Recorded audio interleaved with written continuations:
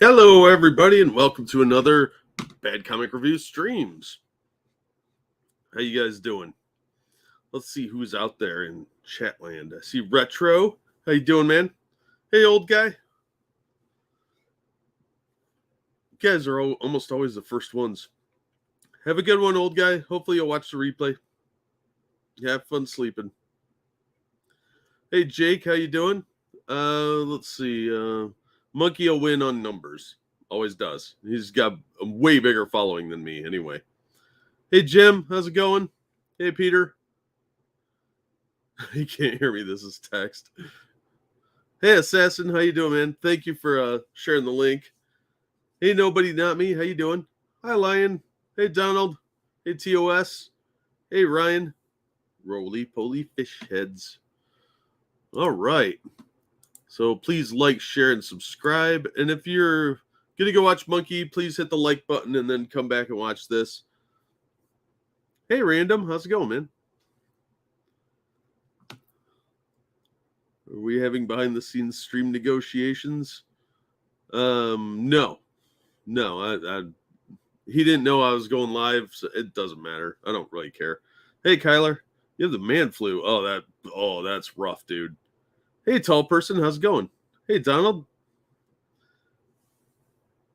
It's not my time slot, Assassin. It's a free-for-all. There's nobody owns any time slots. He just didn't see I was going live. No big deal. Hey, Massive. Hey, Ryan. Yeah, I haven't heard that song in ages. I looked it up like a couple months ago for some reason. I think I was telling somebody about it. Good stuff. Going well, can't sleep. Sleep sucks. Well, nobody owns any time slots, Assassin. It's kind of a fair game thing. And besides, if we all try and coordinate, nobody would get anything done because there's just too many people trying to go at the same time. All right. Oh, thank you, Retro, for the very generous donation. He says, hi, Jack. Thanks for the show. No, thank you for watching, and thank you for that amazing donation. I had the flu Monday. Fever lasted about 16 hours. Oof. Hopefully you could sleep through it, because I hate being sick. I absolutely hate it. I am such a baby when I'm sick. Just to remind everybody, Grazilla, who did the avatar for this channel, is doing a Kickstarter with his new friends over at, I think they're called Amazing Action Comics. So there's the Kickstarter link if you guys want to check it out. It looks really cool. He's doing the art for it. How much do you know of the Savage Dragon comics? I haven't read them in a long, long time, but they've basically turned into weird softcore porn at this point with some really questionable content. But the first couple of issues I remember were okay and had a lot of potential, but I don't think he ever really fully realized the potential there. We'll get to the Netflix memo. Don't you worry, Chauncey, and thank you for being here. Hey, Sarah Demantine. Reminded me of the cartoon showed up in my feed and I'm watching it. Nice. Found the cure for the cold. Get some... I don't know anything about that, Peter. I can't give medical info. Nasal spray. Yeah, I've had a fever since Saturday. Jeez. Everyone else should suffer. Hey, Captain Tripper, how you doing? I hope you feel better soon, Kyler. All right, and if you want to support the show, please hit the like button, share it on your social media, and subscribe if you haven't. If you're feeling generous, you can toss me a couple bucks at the Streamlabs link. Go through the chat now, pinned at the top and in the description. Also, I do have a Patreon and a merchandise store. Those links are in the description as well. I am working on some new videos for the patron exclusives. I've got 3 comic videos almost done and a bunch of toy reviews that are going to be on there because of the stupid new rules. They're on my Patreon instead of the regular channel. But I used to knock out numerous... Oh, cool. Yeah, I don't know anything about that. I just know when I'm sick, I cry a lot because I'm sad. All right, I've got a lot of articles here, some of which are pretty short, so hopefully we're not going to go over the 2-hour mark. All right, so we're going to start off with the sad news. Fred Ward, star of The Right Stuff and Tremors, dies at 79. Now, of course, he was Remo Williams in Remo Williams' The Adventure Begins, based on the popular Destroyer books. Now, I liked Fred Ward as an actor, very underrated. He had that like rough look to him, but I loved Remo Williams as a kid. That was a great movie. We saw that, I think, in the we saw that in the theater. And my brother would rent it on VHS a lot, so we got to see it quite a few times. He was also in Harry and June, and The Player. He died on May 8th. His publicist confirmed to Variety. He was 79. Among his other prominent roles in Remo Williams' Adventure Begins, Miami Blues, and Shortcuts. There was a certain retro quality to the actor's persona that made Ward more akin to Humphrey Bogart or John Garfield, though not quite with those actors' level of charisma. I would disagree. I think he had presence, which is a lot of times more important than charisma, because when he walked in, you knew who he was. His contemporaries did not seem to be at all affected. He appeared to be the sort of fellow who hailed from the south side of Chicago or Hell's Kitchen, but he was actually from San Diego. Yeah, he had that rough street-level detective look to him. He had a reoccurring role on ER as more of the Tierney's Abby Lockhart, her father, whatever. Nobody cares. That show sucks. Yeah, he had a really good career, and it's a real shame to lose somebody at 79 is a good run these days, but still. He died mainly of like being old, I think.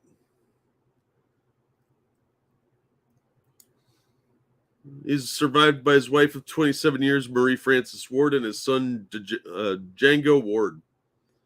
Donations may be made to Boston University Chronic Trauma Ankylopathy Center. There's a link. So if you want to read a little bit more about him, there's the link. Good actor. A real shame that he's gone. So just wanted to touch on that because he was one of those guys that I saw in a ton of stuff growing up. And a lot of those guys are going by the wayside. So another solid actor lost to the sands of time. And we're left with more woke trash that'll replace him.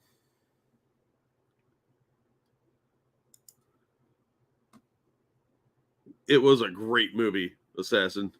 You move like a pregnant yak. I love Chun. He was hilarious. Now, in news of things that nobody asked for or wanted, an old lady wanted to show her vagina in a NFT.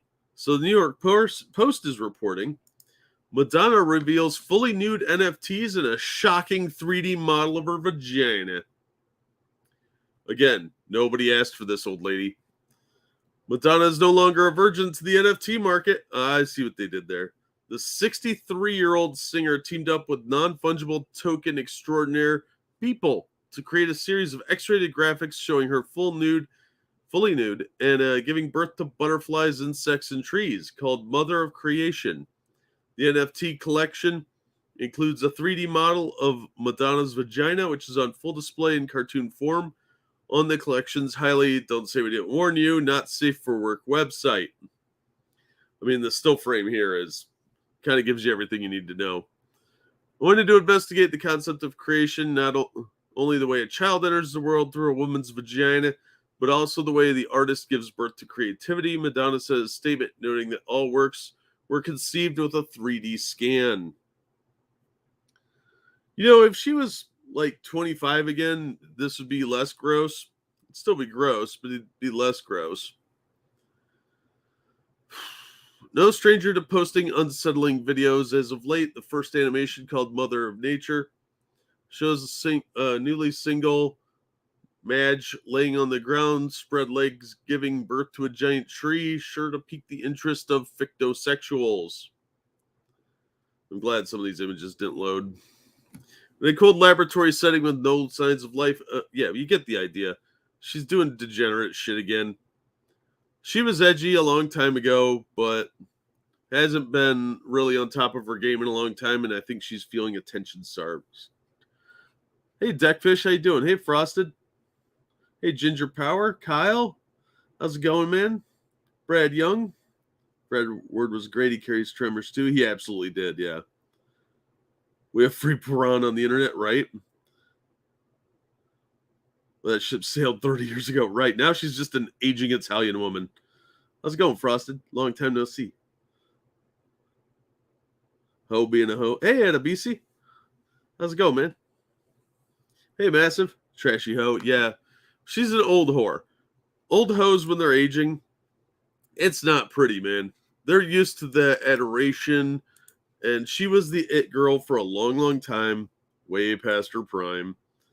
And she wants that level of attention again. And fading stars that do that, it never works out well. Mainly because they're surrounded by yes men and a bunch of sycophants who love them. We saw that with Judy Garland years ago. What the fuck was her daughter's name? I don't remember. But they're gay icons for a reason. But they're just way past their prime, and they're still getting that thirst for the attention they used to have. That they used to get. Liza Minnelli, that was her name. Doing good. Busy at work. This will tide me over till the end of a bullshit day. Oh, well, I hope it gets better, dude. Yeah, thank you, Assassin. Same time. Did Madonna ever deserve that much adoration? No, she was always at best above average to me, but I never thought she was hot. She's like, if I was a horny teenager again, I probably would have banged it out, but her face was always a little too wide for me and a little chubby. So never really my thing, but I could see why a lot of people liked her because they like fat chicks. Then start the stream until I reload the page. Oh, that sucks, dude. Sorry. Thanks again for the donation, Retro. Is it her daughter hanging garland? I don't know, random. That'd have been funny.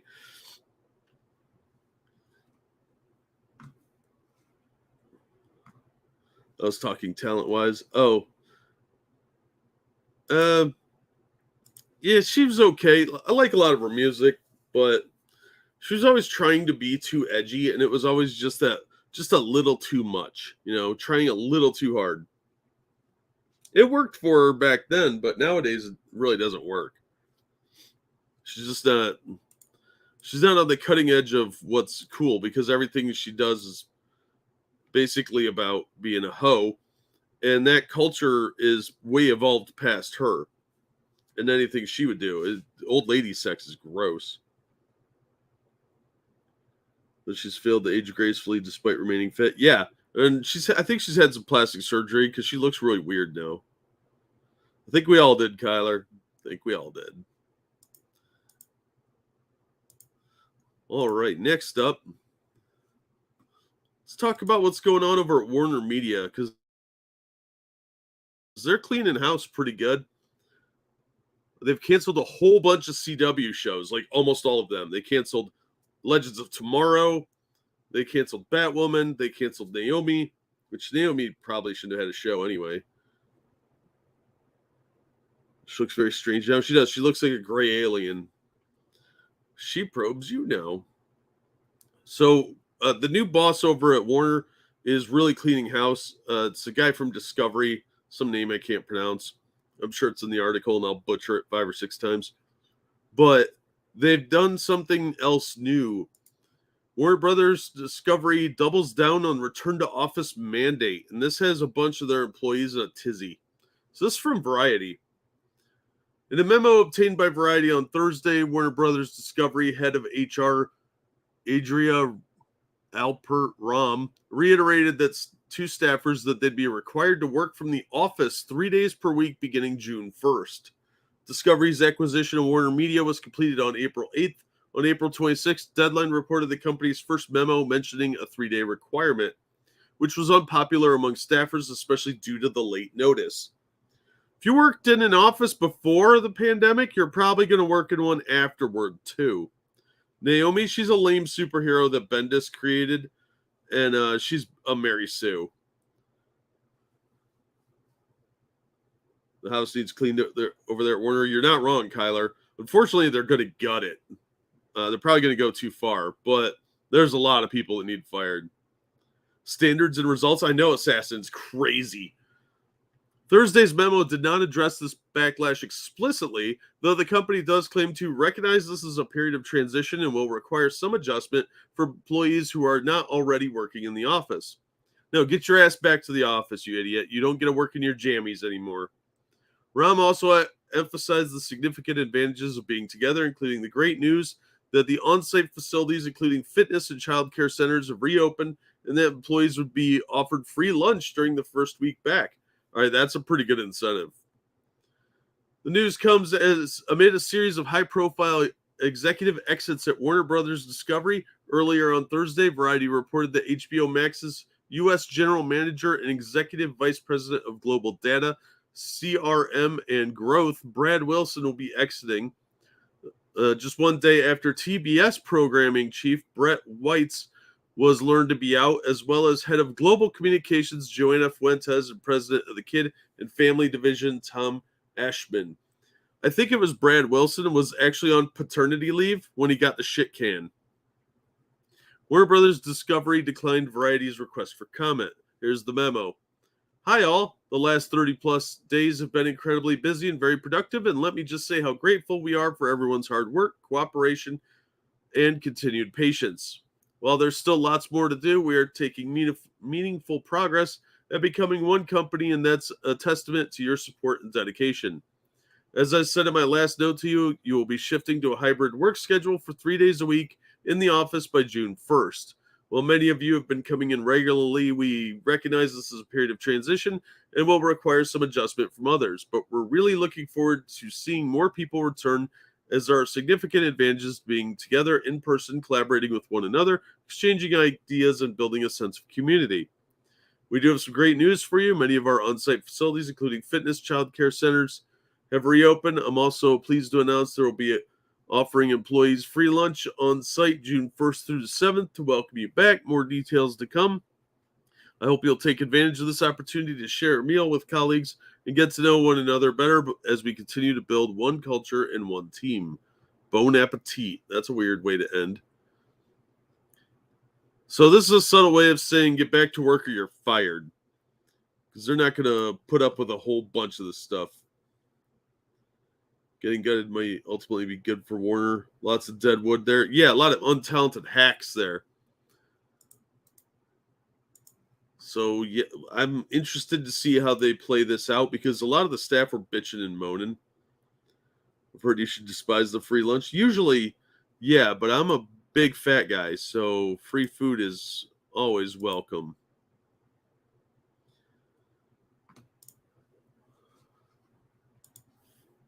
But not to be outdone, PlayStation also told the staffers it's a little something something too. This one comes from Bounding into Comics. PlayStation president reportedly tells staff to respect differences of opinion over possible overturning of Roe v. Wade. Is that a chick? Ugh. Bloomberg's Jason Schreier reports he obtained an email from head of PlayStation Jim Ryan where he reportedly told the staff to respect differences of opinion. You shouldn't have to tell your employees that. They should already be doing that as professionals. And that PlayStation and its community were multifaceted and diverse, holding many different points of views. We owe it to each other and to PlayStation's millions of users to respect differences of opinion among everyone in our internal and external communities. Respect does not equal agreement, but is fundamental to who we are as a company and as a valued global brand. This right here is the key part. Because if you're out there bad-mouthing half the population or even a third, you're damaging the brand, because those people spend money too. This used to be well-known common stuff, but I guess not anymore. Ryan then reportedly added he would like to share something lighthearted to help inspire everyone to be mindful of having balance that can ease the stress of uncertain world events. Going into 5 detailed paragraphs about the first birthdays of his cats. That's creepy, dude. And really, really weird. Oh, dude, add something personal in there, too. I'll talk about my kitty cats. This included birthday cakes, the noises they made, and his hopes to one day get a dog. And maybe laid. While it could be speculated this was anything from an attempt to cool tensions with the distraction to a bizarre in-joke or metaphor, more context would be required. No shit. I probably don't want to know the context. Nevertheless, Bloomberg reports employees at several PlayStation studios were dissatisfied with the email. Oh, crybabies. A number of women reportedly felt their rights had been trivialized and disparaged. Of course they did. One reportedly saying they had never been so mad about a cat birthday before. That's telling, isn't it? PlayStation's attitude of respect different opinions can arguably be seen already. The company announced in January that they had entered into definitive agreements to acquire Bungie, albeit noting that after the acquisition is finalized, Bungie will be an independent subsidiary of Sony Interactive Entertainment. Bungie was one of the first major studios to declare that abortion is an essential healthcare right and vowed to safeguard and support employees affected by the possible overturning of Roe v. Wade after a majority opinion by the Supreme Court Justice Alito was circulated by Politico. Well, if they're getting acquired, they're going to have to abide by PlayStation's rules, most likely. So that might get completely Thanos snapped.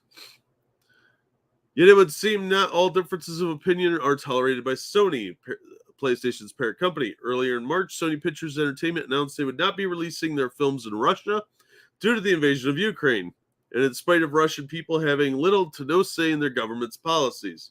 How many times have we seen that? Oh, they banned a chess player in Tchaikovsky who's been dead for 50, 100 years, some nonsense like that. So Bungie will start to suck. Yay. Oh, they've been sucking for a while since they sold Halo. Given the ongoing military action in Ukraine and resulting uncertainty and humanitarian crisis unfolding in that region, a Sony spokesman stated, we will be pausing our planned theatrical releases in Russia, including the upcoming release of Morbius. Really? Are you releasing anything in Mexico where there's lots of human trafficking and drug running and criminal activity? Interesting. What about in Yemen where there's human slaves, or Dubai where there's enslaved maids from the Philippines?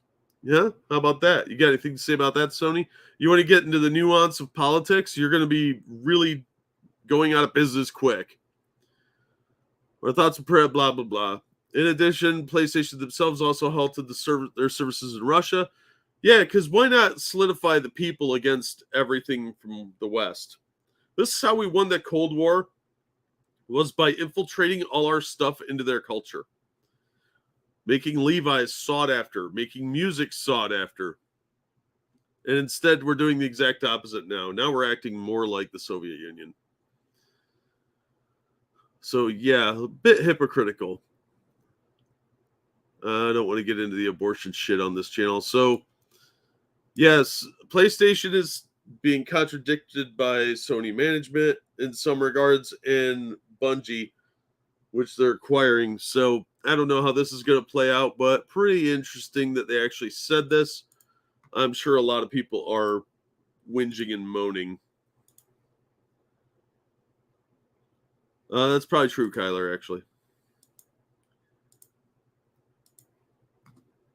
All right, so that's what's going on with Sony. Now, Netflix is also starting to do a little bit of pushback. He did the cat message because he knew the demographic that caused the most trouble. Yeah, you're not wrong. And of course, they did say a bunch of women were whinging about it. I've never been this upset about a cat birthday. You weirdos. All right, the New York Post, Netflix tells woke workers to quit if they're offended. Culture memo. They're putting woke workers to bed. Well, they probably have to change their nappies and burp them first. In light of internal dissension triggered by productions like Dave Chappelle's controversial stand-up special, Netflix has reportedly issued a memo to its disgruntled staffers, underscoring that the streaming behemoth values the artistic expression of its content creators over employees' personal thoughts, beliefs, and lifestyles.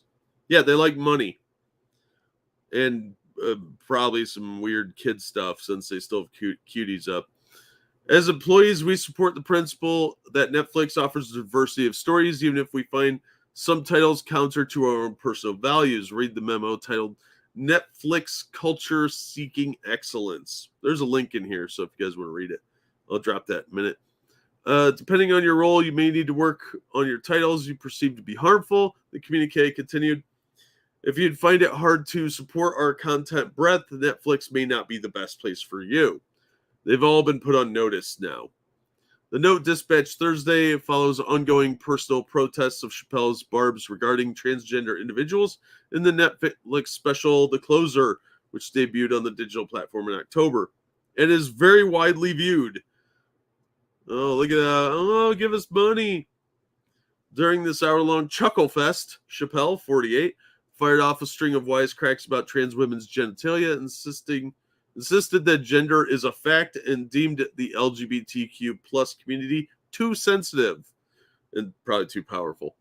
Shortly after the show's premiere, vexed Netflix staff members staged a walkout in an effort to demonstrate their collective disapproval of the comedian's digs. They all should have been fired on the spot. In the old days, you walk off the job, you're gone. Welcome back, Retro. Back in the 90s, I heard the plan was for the U.S. and Russia to trade places, with Russia being the leader of the free world and the U.S. falling into communism. It sounded absurd at the time. That was always the plan for the Russians by them to just subvert everything, and they were doing a great job recently. Too bad the Soviet Union fell, or they probably would have been very happy. Businesses are business to make money, not social statements. Kyler Industries always says, we don't judge, we just want your money. That's how most businesses used to be run. But in the last 10, 15, even 20 years, the culture these people are familiar with is the woke culture, where if they complain, they get their way. So a lot of them have a really rude awakening if these companies start to do badly. And Netflix isn't doing real good. They lost a huge number of subscribers. Their Q2, I think it was, numbers are way, way down. So they've got to clean house a little bit of these wokesters. Boy, did they prove him wrong, right? New days, you walk off the job, you're celebrated. Yeah, exactly, Kyle. But, if you're under 40, this is probably the workplace you've known is this woke crap. And it's a minefield, but the people that have the alphabet or the right melanin content have been getting their way for a long time, whether you like that or hate fact or not. They have a lot more power than you'd think. So any pushback like this is going to be seen as a threat to their power. And that never goes well. As a warning to any remaining discontented cogs, then that's what you are, let's be real. The company's freshly distributed letter underlined its commitment to prioritizing artistic expression. Entertaining the world is an amazing opportunity and also a challenge because viewers have very different tastes and points of view, stated the lengthy proclamation. So we offer a wide variety of TV shows and movies, some of which can be provocative. Cuties! To help members make informed choices about what to watch, it added, we offer ratings, content warnings, and easy-to-use parental controls, which some of these people probably need. And although the streaming giant acknowledged that its content may be problematic for some viewers, it remains firm that it will not silence the voices of its artists, especially if they're bringing in a lot of money like Chappelle. Not everyone will like or agree with everything on our service. Oh, no. Oh, that sentence is going to be very problematic. While every title is different, we approach them based on the same set of principles. We support the artistic expression of the creators we choose to work with. We program for a diversity of audiences and tastes, and we let viewers decide what's appropriate for them versus having Netflix censor specific artists or voices, it emphasized. Netflix, which has suffered a loss of 200,000 subscribers in the first quarter of 2022, first quarter, not second, and expects to see an additional decrease of a whopping 2 million audience members over the next 4 months, also urged employees to spend our members' money wisely in the valued behaviors section of the document. Yeah, they're in big trouble after season 4 of Stranger Things is done being streamed. I played hooky, aren't I stunning and brave? Yeah, we used to just fire people for that. I fired people for that when I was a manager several times.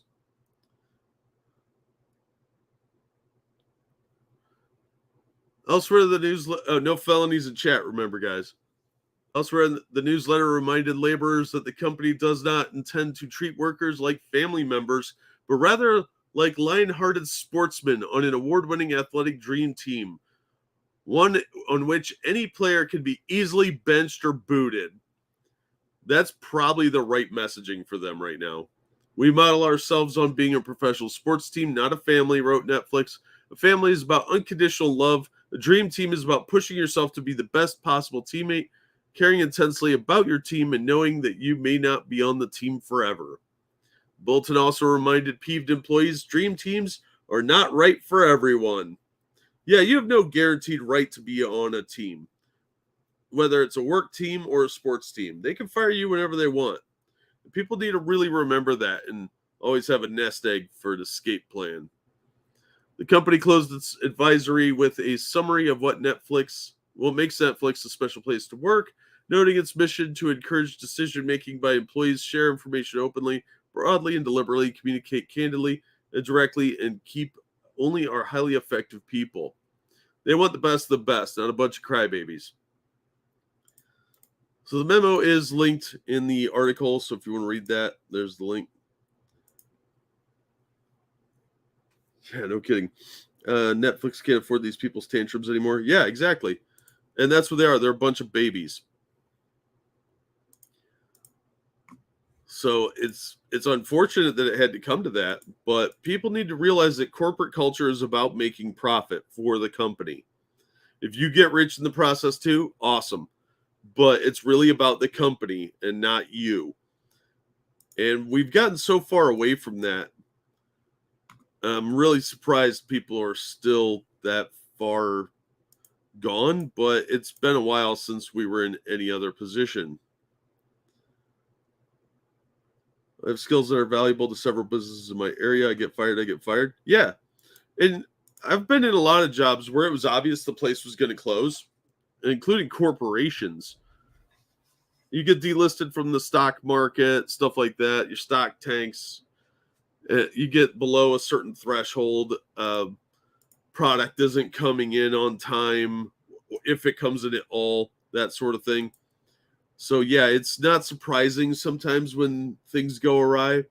You have to look for the warning signs, but people have gotten very comfortable with being able to be a whinging little crybaby. And the corporations, if they want to survive and thrive even, they're going to have to really trim some of this woke crap out because it's not helping them at all. But it's a good time to remind you guys, I am brought to you by you. If you're enjoying the stream, please hit the like button, share it on your social media, and subscribe if you haven't. Ring that bell for notifications so you know when I'm going live. And if you'd like to support the show, you could toss a couple bucks at the Streamlabs link going through the chat now, pinned at the top of the chat and in the description, where the description also has several other ways to support me, including the Patreon and merchandise store. My other channel also has super thanks now as well, so you can make donations as if they were super chats on regular videos. So if you want to do like a super chat thing, which is a super thanks, it gives me money, and I like money. All right. So if you were thinking, hey, I like board games, what's the dumbest thing they could make that nobody ever asked for to help carry that over, into a different field? Have you ever watched Daisy Cousins? Her last two videos are about Bimbo TikTok. It's worth a laugh. I know that name. I don't think I've ever watched her. So you youngsters, get yourself some skills that are valuable to businesses in your areas. Oh, absolutely. You have to be invaluable these days. Learn how to do several things if you can, or at least get skills that are so valuable they can't afford to fire you easily. And if all else fails, get a trade. Learn how to be a plumber. Plumbers and electricians are highly valued. And you'll never run out of work. Get woke, go broke. They're all right with this. Yeah, they don't care about running. The wokeists have no care about the company making money. They care about their agenda. That's why they're so dangerous in corporate environments. All right, so When I tell you about Settlers of Catan or Ticket to Ride, you're thinking like, okay, you're going to sell me a board game, maybe a t-shirt, maybe, I don't know, a comic book. No. What if I told you they are in fact getting cookbooks? That's right. You're no longer trying to build the longest road. You're trying to build the longest loaf of bread or something. This is from Dicebreaker. This is so fucking dumb. This is how you know that board games have been infiltrated by a bunch of dipshit normies. Catan and Ticket to Ride are receiving their own cookbook tie-ins themed around each board game. Announced via email from Asmodee Entertainment, a company owned by the tabletop giant Asmodee, obviously, which also owns studios such as the publisher of the living card game Arkham Horror, Fantasy Flight Games. It was, Fantasy Flight does some great stuff, but I don't want a fucking cookbook. It was revealed that two classic board games, Catan and Ticket to Ride, will be getting their own cookbooks. I'd rather just buy the game. Both hardcover cookbooks will feature a selection of original recipes themed after each tabletop's perspective premises, the building of a new civilization in Catan, and traveling a rail network in Ticket to Ride. What, you going to teach me how to make hobo hamburgers? Fucking idiots. I already know how to do that with tinfoil. I was a Boy Scout. Alongside the recipes will be full-color photographs of what each finished dish should look like, as well as layout illustrations designed to evoke their specific themes. Whilst the theme for Ticket to Ride is focused on train rides across North America, Catan's theme is much more vague and somewhat problematic, considering its connections to colonialism, as Modi has not revealed any specific recipes for either cookbook. Well, I don't think it is Conquer the Native Stew. Ticket to Ride and Catan cookbook will be co-published by Ulysses Press, an independent publishing house based in California, USA, that has previously released several cookbooks, such as an unofficial cookbook themed around the Disney's 1993 Hocus Pocus, which has been adapted into a horror board game. I looked into that. It looks really dumb. Not really horror-based. It looks silly. Oh my God. Look. Tell me that you're venomous without telling me you're venomous. No, thank you, ma'am. If you're not Asian with dyed hair, you stand no chance. I'm not talking to you at all. You're probably really annoying. An unofficial Studio Ghibli cookbook features recipes inspired by the Japanese animated studio films. It sounds like they skirt the copyright and trademark laws pretty handily, including a ramen and ham recipe inspired by Ponyo and a skillet bacon and eggs dish that's inspired by Howl's Moving Castle. Catan, originally released as Settlers of Catan in 1995, is a board game for 3 to 4 players that sees players attempting to develop their own civilizations. Yeah, they dropped Settlers part because of the colonialism accusations, is my understanding. But you are colonizing the land, so you don't fight natives or anything. You just wander over and take it. You know, like the Indians did. Beginning with 2 settlements and a collection of roads connecting them, players must upgrade and yeah, I know how to play Catan, thank you. The Catan cookbook is set to be published in spring 2023, while Ticket to Ride will be available in summer of 2023 to be distributed by Simon & Schuster. Price is yet to be confirmed. This is a stupid idea. You're going to sell this to, what, 3 or 4 diehard collectors, maybe some women. Women don't even cook that much anymore. Good luck finding a woman that can cook. It's ridiculous. Companies need to leave California and join the real world. Yeah, no shit. This is for the faux nerds out there that play board games, but they're not actual gamers. Ultimate privileges, freedom to openly pervert and destroy beloved franchises. The generations of your fellow man hold dear to their hearts without fear of repercussion, consequences, or anything. Absolutely, Louie. And how you doing, man? Been at my job for 15 years plus. I'm the only one who knows how to use Excel, and I designed all the spreadsheets used for payroll, taxes. Wow, dude. That's locking in your job. Nicely done, TOS. How's it going, man? Yay, bread baking simulator. Right? When my veteran status makes my resume poison to me. Yeah, dude. Unfortunately, it does these days. Hey, Frosted, thank you for the donation. Man, this support the channel thing feels great. I've never felt better, and my PP just grew, got 3 inches longer. Whispers, I think they're buying it, Jack. They might be, Frosted, and thank you for the donation. Yes, results may vary on the PP growth.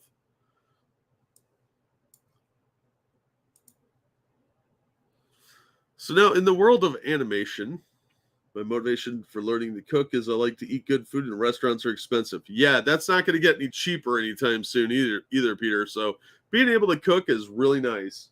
I made myself some tortellini today, and it was pretty good because I boiled water and dumped it in, and it was great. Over at Variety, Married with Children animated series in the works with original cast returning. I'm actually looking forward to this if they do it right. This could be really good.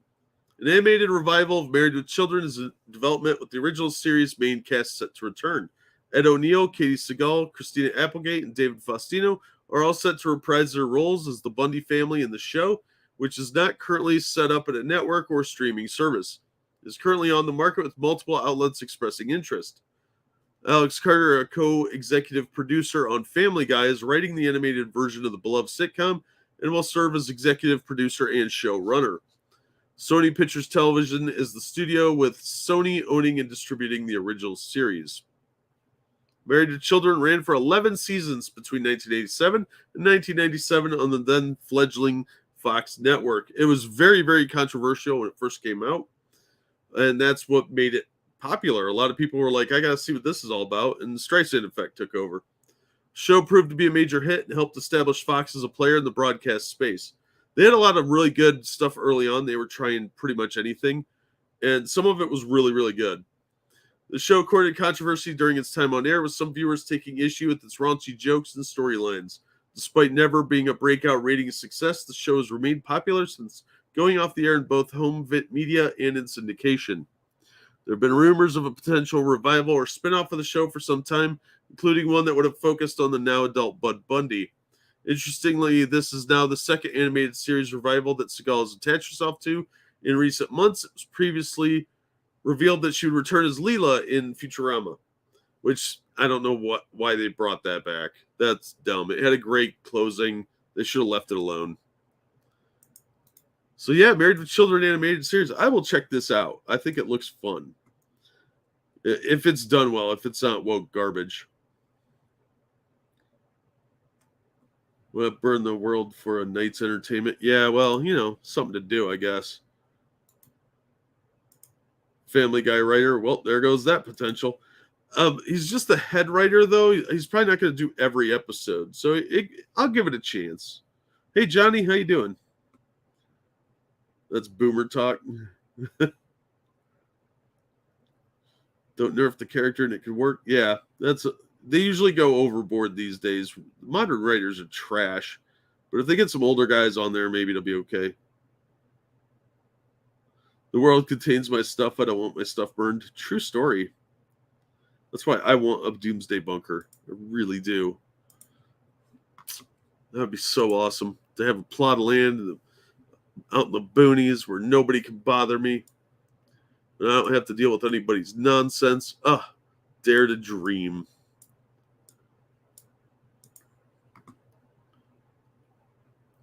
All right, let's talk about Doctor Who. We're not boomers, we're Gen X. Damn right. Gen X is best. It's just a fact. We'd argue with you, but we're way too lazy for that. Right over at Yahoo, Nkuti Gatwa named first black actor to take on the leading Doctor Who role. Remember how everybody thought it would be great when Russell T Davies took over Doctor Who? Well, they're going for the woke points again. So we're replacing the first woman with the first black guy. At least it's a guy this time. We don't need no chicks screwing this up. British actor Nkuti Gatwa, known for his role in the popular series Sex Education, will be the first black actor to play the leading role in the cult BBC science fiction series Doctor Who, the channel announced on Sunday. The Rwandan-born Scottish actor, that's a hell of a combination, I'm not going to understand anything this guy says. 29 will become the 14th incarnation of the Time Lord from 2023 as the series celebrates its 60th anniversary. He takes over from British actress Jodie Whittaker, who was the first woman to play the character known as the Doctor in the show, which they should retcon all that out because that ruined the show. Not because she's a woman, but because those stories were stupid, woke trash. And that whole timeless child nonsense was dumb. Feels really amazing. It's true honor. He spelled honor wrong. This role is an institution and it's so iconic. Gatwood told the BBC News. Feel very grateful to have the baton handed over, and I'm going to try and do my best. Well, I hope you're good, because if this is just woke garbage, it's going to piss me off. The following of the Doctor. Yeah, we Doctor Who fans know. It's a return for Davies, who stepped down as executive producer of the show in 2008 after he relaunched the series in 2005. Whittaker took over the role from 2017 actor Peter Capaldi, who also had shit stories, but he was a better fit for the Doctor. She's leaving in a couple episodes here. But yeah, this guy's going to take over as the Doctor. But that's not the only Doctor Who news. Let me drop the link for this real quick. Spice Girls. Yeah, Spice Girls. Yep, it looks like more checking boxes, I'm afraid. Jussie Smollett's probably available. Yeah, well, you know. Not like he's got anything better to do. They should have brought back Tennant. Well, it's interesting you would say that because Tennant and Catherine Tate are returning to Doctor Who. That's been confirmed. I never really liked Donna. The actress is fine, but I didn't like the character because she was annoying as shit. Well, no one could say that incoming showrunner Russell T. Davies is afraid of making headlines following up on the excitement that's still buzzing over the casting of that guy whose name I can't pronounce as the 14th Doctor, beginning with Series 14 in 2023. The BBC confirmed two big rumors that have been in play for some time. David Tennant, a.k.a. the 10th Doctor, and Catherine Tate, Donna Noble, are back together and filming scenes that will air next year to coincide with the 60th anniversary of Doctor Who and the celebration planned. They're back, Davies said in a statement teasing possible storyline directions. And it looks impossible. First we announce a new Doctor and then an old Doctor, along with the wonderful Donna. Let's not get carried away. What on earth is happening? Maybe this is a missing story or a parallel world or a dream or a trick or a flashback. No, it's just going to be a 60th anniversary special. They're probably going to try and bring a lot of the other Doctors back for a big crossover, much like they did with the 5 Doctors for the anniversary then. The only thing I can confirm is it's going to be spectacular as 2 of our greatest stars reunite for the battle of a lifetime. Will be the last familiar name returning to the festivities? Stay tuned. No, they're going to bring somebody else back too. There aren't quite the words to describe how I'm feeling. Blah, blah, blah, blah, blah. Davies added the future's here, and it's nukty, whatever. Sometimes talent walks through the door, and it's so bright and bold and brilliant, I just stand back in awe and thank my lucky stars. He dazzled us. Seized hold of the Doctor and owned those TARDIS keys in seconds. It's an honor to work with him in a hoot. I can't wait to get started. I'm sure you're dying to know more, but we're rationing ourselves for now. And with the wonderful Jodie's epic finale yet to come, but I promise you 2023 will be spectacular. Either he has to say that or he really thinks that her time was really well spent, in which case this series is dead on arrival. Nukti has an incredible dynamism. He is a striking and fearless young actor whose talent and energy will set the world alight and take Doctor Who on extraordinary adventures in the Russell T. Davies' new era. We'll see. I am interested in this because I liked David Tennant as the Doctor, but I don't have a lot of faith.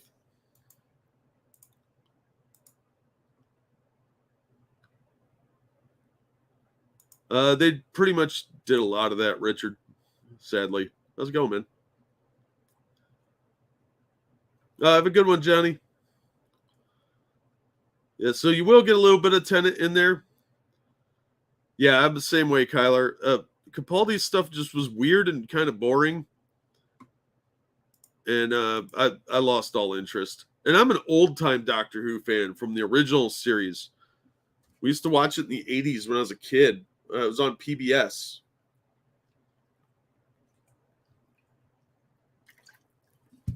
So I have a great affinity for Doctor Who. I've been a fan of the show for decades, and they made me lose interest in it. And the first couple seasons were really good. I liked Christopher Eccleston. I liked the majority of Tennant's run. Some of Matt Smith's was pretty good. And a lot of it was just mediocre. They made the Doctor into this kind of silly character, and I thought that was kind of dumb. But I don't know. Capaldi's a good actor, and he could have been a great Doctor. He had the look, he had the mannerisms, he had the acting chops for it, but they gave him such garbage scripts. It was such a waste. Yeah, exactly. My wife's favors Martha, then Donna. Yeah, I liked Martha quite a bit. She had a lot of potential too. I liked Billy. What's that chick's name? The blonde girl, Bad Wolf, Rose. I liked her. But yeah, a lot of these guys just, I don't know. They quit when Moffat killed off Rory and Amy because fans like them better than. Yeah. They dragged out the Rory and Amy storyline way too long, and people got attached, and that was the downside of that. Was it did start what's her name, Gillian's career, so she ended up in Jumanji and played Nebula, so her career took off. But I don't know. I think they kept that storyline going way too long. And they screwed over the other chick too, because Coleman, her storyline effectively got thrown in the trash, and they just killed her. It was stupid. Like, when she left the TARDIS, there was no reference to the Impossible Girl storyline or anything like that they'd built up. They just sort of let's just kill her off and make her a hologram. Yeah, spoiler alert for terrible trash. The girl who played Clara was really hot. Yeah, absolutely. She looked like a naughty little minx, didn't she? Billie Piper. Yeah, thank you. I couldn't think of her name to save my life. So yeah, I don't know what they're thinking, but they're probably going to tank Doctor Who again and get it canceled. And I don't blame anybody for not watching that, because it hasn't been good in a long time. Jodie Whittaker, I think, is an okay actress, but the stories she was given were just woke garbage. Hey, Lester, how's it going, man? And those storylines made no sense. They contradicted history from Doctor Who, which they've been pretty liberal about anyway, especially with the Cybermen, which I hate, because I like the original Cybermen much better. But yeah, they don't respect the past at all, which is typical these days. So you got to go out and create your own stuff, I guess. From Variety, Norm Macdonald will have a shot at a posthumous Emmy as Netflix releases his final stand-up set this month. He died in September, and this special will launch in May 30th. Streamer confirmed that the special will be submitted for consideration, presumably in the Outstanding Variety Special pre-recorded category, titled Nothing Special. This show will premiere a day before the May 30th, 31st cutoff date for Emmy eligibility. Despite a tremendous career in television, McDonald has never been nominated for an Emmy. According to Netflix, Nothing Special was shot during the summer of 2020 in the middle of lockdown due to the pandemic. McDonald reportedly self-taped an hour-long set alone in his own living room and performed it in a single take. That's awesome. The title, Nothing Special, was reportedly McDonald's own idea. The special is executively produced by the comedian's longtime producing partner, Laurie Jo Hoekstra. It doesn't sound like she did anything other than maybe some editing. That's probably his bathroom curtain. In addition to the stand-up set, Netflix will also include a bonus featurette with footage from a Netflix's joke memorial event for McDonald, which took place this May. Several comedians and friends of McDonald, including Adam Sandler, Conan O'Brien, Dave Chappelle, Dave Letterman, David Spade, and Molly Shannon, participated in the conversation about his life and legacy. Of course, he did a ton of stuff. I liked that movie that he did with the oh shit. He did this one movie that was just goofy, and it was obviously like an SNL sketch, but they put a bunch of hookers in a trunk to ruin some guy. Was that Dirty Work? No, it wasn't Dirty Work, was it? But yeah, so there's a Netflix special of Norm Macdonald. So if you guys want to check that out, it's coming out at the end of the month.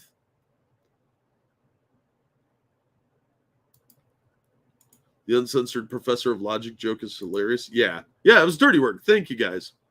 I was thinking it was called Dirty Work. I was confusing it with Men at Work with the Sheen brothers, where their black boss is like, somebody threw away a perfectly good white boy.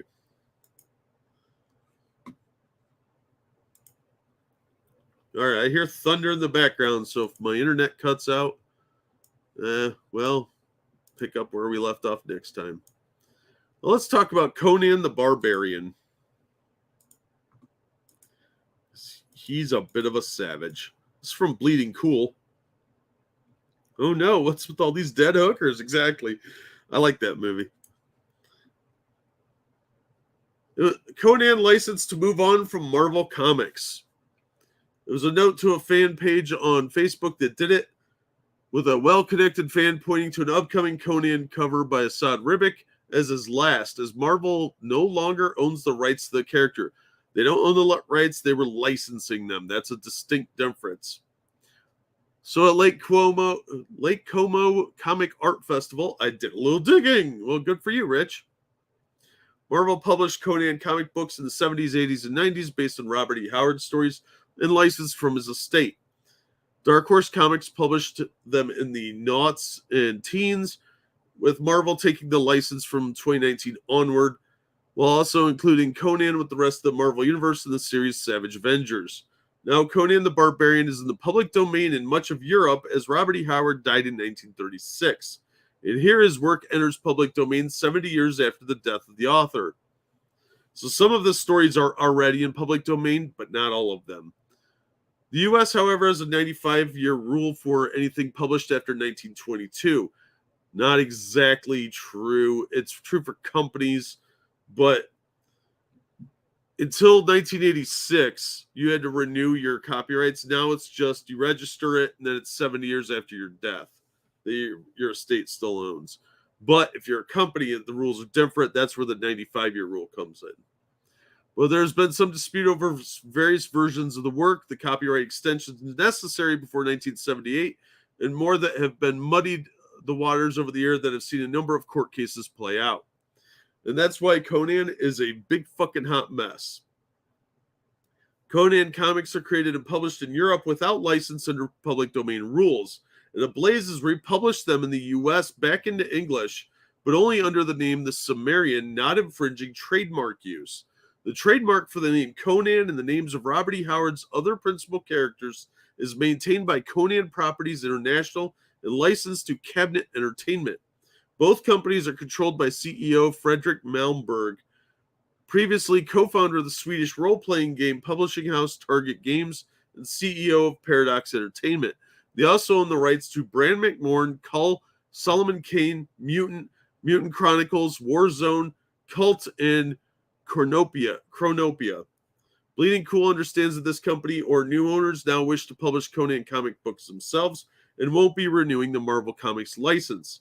I understand, however, that this will not affect Conan backstock of collections and omnibuses, which Marvel will continue to publish. That's all their old 80s and 90s stuff. And they could even use the Conan character in continuing Savage Avengers comic books. That will have to be seen. But for ongoing Marvel comic Conan series, King Conan number 5 is published by Marvel on the 1st of June and number 6 on the 6th of July, and that may be your lot. Yeah, they're going to cancel Conan the Barbarian and King Conan. Most likely, if they decide to use Conan in Savage Avengers, they could get away with it as long as his name doesn't appear on the comic. And they specifically restrict the character's background to only the copyright-free material that's entered public domain, which is a fair amount these days. Same way they can use Cthulhu, that sort of thing. But the Conan name is trademarked still. So is Brand McMorn and Cull, so they need the licenses for those. So if you want any of the big omnibuses, I would try and get them before this runs out, because they might lose those reprint rights. Just stifles creativity. I think companies need to be a little bit more restricted than they have been. You can thank Disney for a lot of this stuff.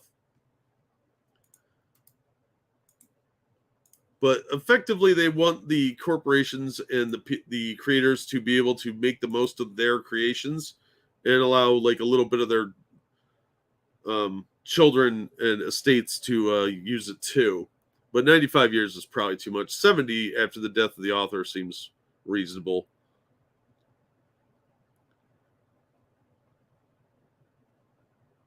You can carry it off with a good script. Change his last name to O'Brien. That might be a problem too. They should name him Conan Smith, private detective. I don't think they're going to make Conan the King. If they haven't done it by now, they're not going to do it.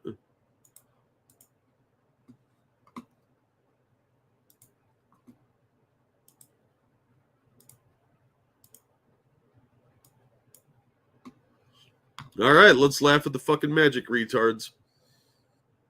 Dicebreaker, known for their takes on problematic things, has a great article for us.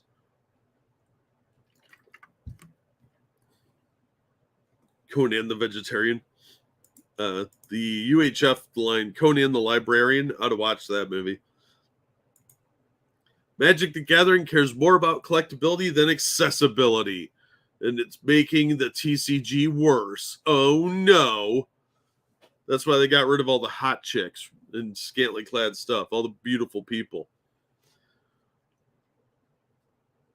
Magic the Gathering is one of the most complex trading card game systems ever to exist, with over 20,000 unique cards printed, ensuring the visual legibility of the cards to go along with the game functionality is key for not only existing players, but to invite new players into the hobby.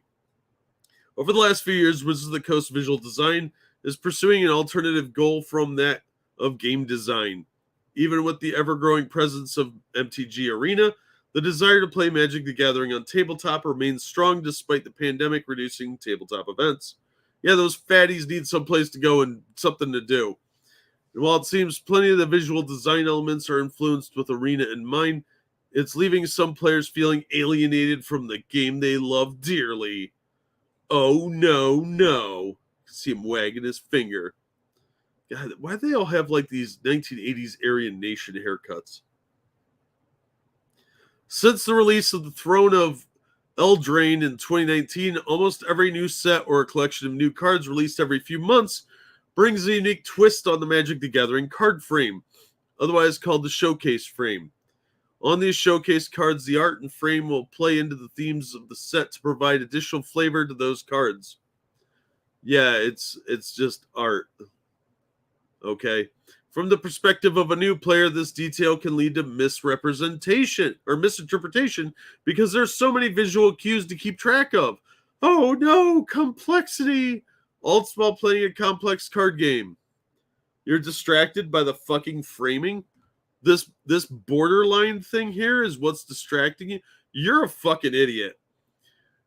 You don't want to overwhelm a player with a new game system before they even pick up the cards. And this is where the importance of visual accessibility comes in. What?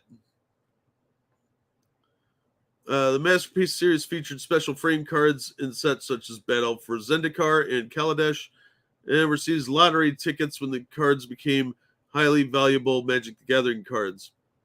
Yeah, see how this is a different color here? It's red border and then a blue border. So blue players can use it and red players.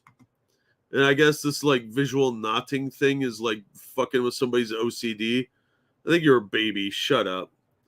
Previously, these distinct treatments were seen as novel as there were so few in circulation that didn't impact visual accessibility. I don't know what you're talking about, or tabletop play in any meaningful way. It began with the Battle of Zendikar and the Masterpiece series, a set of highly rare special frame cards, which were randomly inserted into draft boosters during the 2015 set release. Through this series, it raised questions of what a Magic the Gathering card should look like. With the Amonkhet invocation cards resulting in polarizing opinions, since the cards are difficult to read on first look. However, given how few are in circulation, the discord around accessibility didn't last long. Yeah, this probably should have been a lighter color, but I can still read it, even from here with my bad old man eyes. Yeah, this lighter color really works better, but I get what they were going for. What's the issue? You can still read it. How bad are your eyes, dude? I can read this from the 3 feet away I am from my monitor. It's clear Wizards of the Coast wanted to push Magic the Gathering into a collector space. It's always been in a collector space, you tard. Given the trends seen with Pokemon and the introduction of the collector booster within the set release range. Before, these cards were usually seen as innovations, a marketing tactic for players to buy more packs or to marry identity to the player's outlook of the game. However, each new execution of a temporary brand new design layout for the upcoming Magic Gathering set makes the game less cohesive. I don't think so, because it's done by set. So you can immediately tell what set this goes to. And this has the classic unlimited look to it. And of course, they all have the fucking little symbol down here. You're a dumbass writer guy or girl, whatever you are. Non-binary they. I don't know. Wizards of the Coast are sacrificing basic game identity in exchange for marketing, which in turn is damaging player accessibility, leaning toward a space for collectors instead. Maybe there's room for both. From standard sets such as the Streets of New Capania to the myriad of secret lair drops, it's impossible to keep up with the different frames when playing the game, and sometimes those different treatments can leave an unfortunate playing experience for those who struggle with reading or understanding colors. If you can't read, you shouldn't be playing this game. And if you don't understand colors, you absolutely cannot play this game. There are literally 5 colors that you have to abide by in the game. You're an idiot. If you struggle with reading or understanding colors, this is the completely wrong game for you. Oh dear God, this is worse than I thought. This isn't coming from only a competitive standpoint to only use obscure looking cards to gain advantage on your opponent, but more for players to be able to translate these cards easily and remove any additional bandwidth to an already complicated game system. If you look at this and don't know this is blue, you're already screwed. Which, by the way, these cards look kind of neat in black and white. They look like the Ravenloft Taroka cards. Innistrad Double Feature, a booster-based compilation draft set featuring cards from both Innistrad Midnight Hut and Crimson Vow, served as a catalyst for the card frame discussion earlier this year. To standardize the overall horror theme of these sets, Innistrad Double Feature offers a special black and white treatment to reference old-school monster movies. Despite the concept offering promise, the execution was poor, with little thought to visual functionality and understanding for the players. What are you not understanding? The colors are right here on the sides. You got your artifact, you got your main colors, you got your special events. What are you missing here, dum-dum? You're just a dummy. I don't understand what they're doing. Maybe because you're stupid. Or a fake nerd, one of the two. Maybe both. God, stop showing this weird guy. He's like the gayest lumberjack on the planet. The double feature visual designs break the basic concept of Magic the Gathering that players have to adhere to gain functionality of the game. Traditionally, the mana cost identified in the top right corner of the card is in relation to the 5 colors within Magic: white, blue, black, green, and red. By knowing where the mana cost of the card is located, it enables players to cast those spells and know what the color. Yeah, they should have standardized them a little bit better. Like, they do have the mana cost up here. So if that's the issue, these layouts are the same. Like, look, even up here, you can see the mana cost is up in the corner. The monster life numbers down here. What's the problem? Even this weird one is laid out the same. It just has the different border. Because the mana cost is up here. It's a little more difficult to read on this one, granted. The set is right here. And then the rarity, and then the flavor text telling you what to do and all that. The layout is effectively the same at its core. So I don't understand what this person is complaining about other than their crybaby little whiner.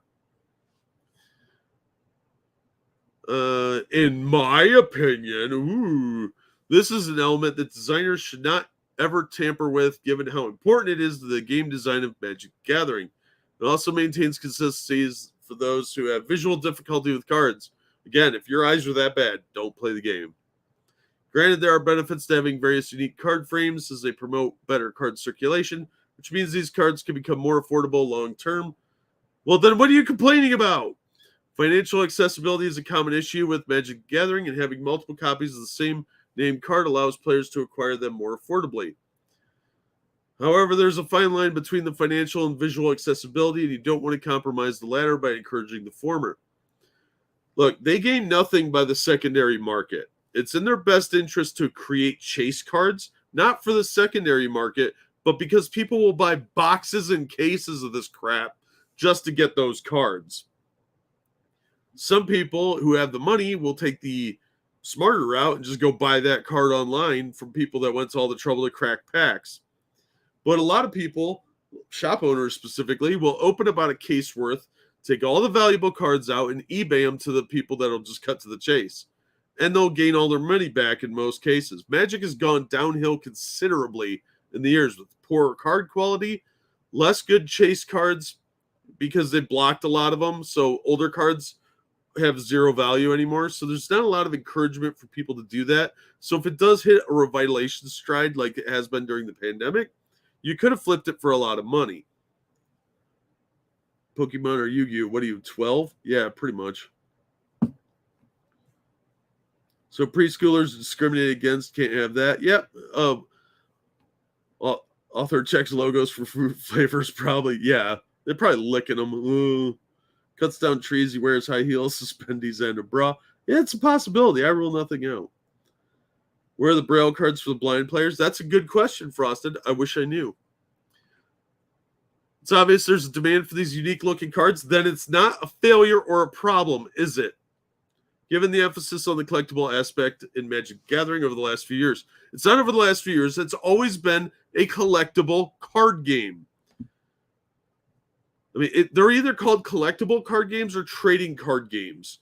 That's the point, is you're trading the cards. That's where the term comes from.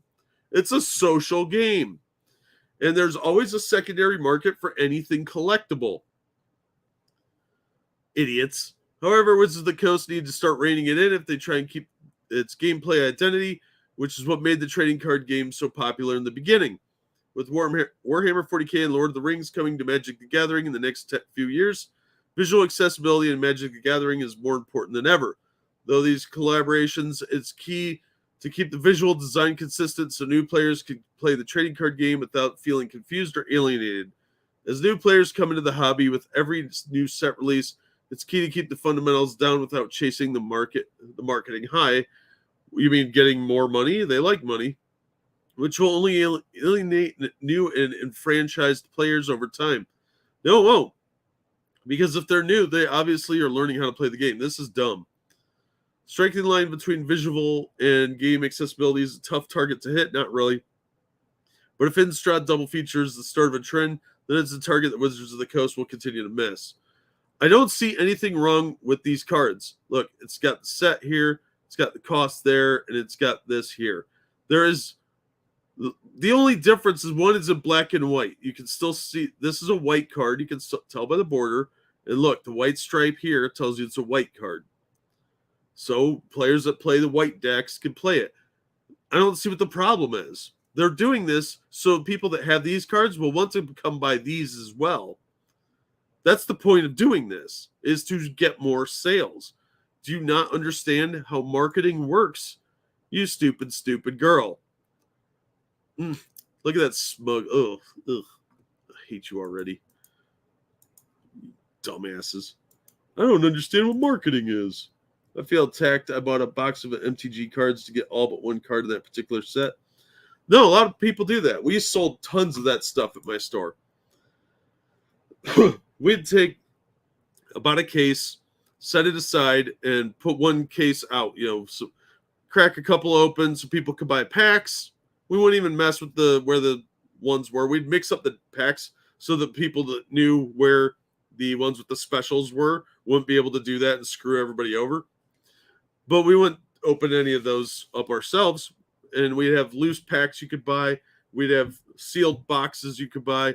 And then we'd take a case and open them up, pull all the commons and uncommons out, put them in the dime box, and then we'd sell the rares and the chase cards that were big hits and sell them for marked up money. And there were a couple times we lost a little bit of cash, but it wasn't bad.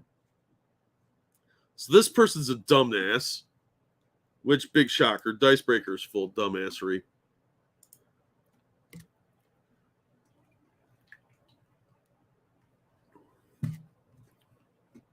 I needed a drink of water. All right, now's a good time to remind you, I am brought to you by you. If you're enjoying the show, please hit the like button, share it on your social media, and subscribe if you haven't. And if you're feeling generous, please toss a couple bucks over at the Streamlabs. It's always appreciated. Never required, but always welcomed. And if you can't do that, just watch some videos on my other channel. That'd be great. Never understood games where you buy card packs and just hope you get what you need. Well, you could buy starter decks where you get the color you need. But the problem with Magic is if you're not buying packs, you're probably not going to win. It really is. They had it balanced for a while, but it really is a game where the more money you spend, the more likely you are to win because you can afford better cards. And there's plenty of sites that for better part of 3 decades now have been telling people how to build decks that can win. I had several friends that played Magic for years and years and years. I played it for a very short period during Alpha and then Unlimited, and I just didn't get into it. It was too expensive for me. A pack of cards was like $2, and I could buy a comic book and a half for that. So I stuck with the hobby I liked better and had more fun doing. I did play Jihad longer than I played Magic. That was the vampire trading card game. That was way better. Being a whale equals victory? Absolutely.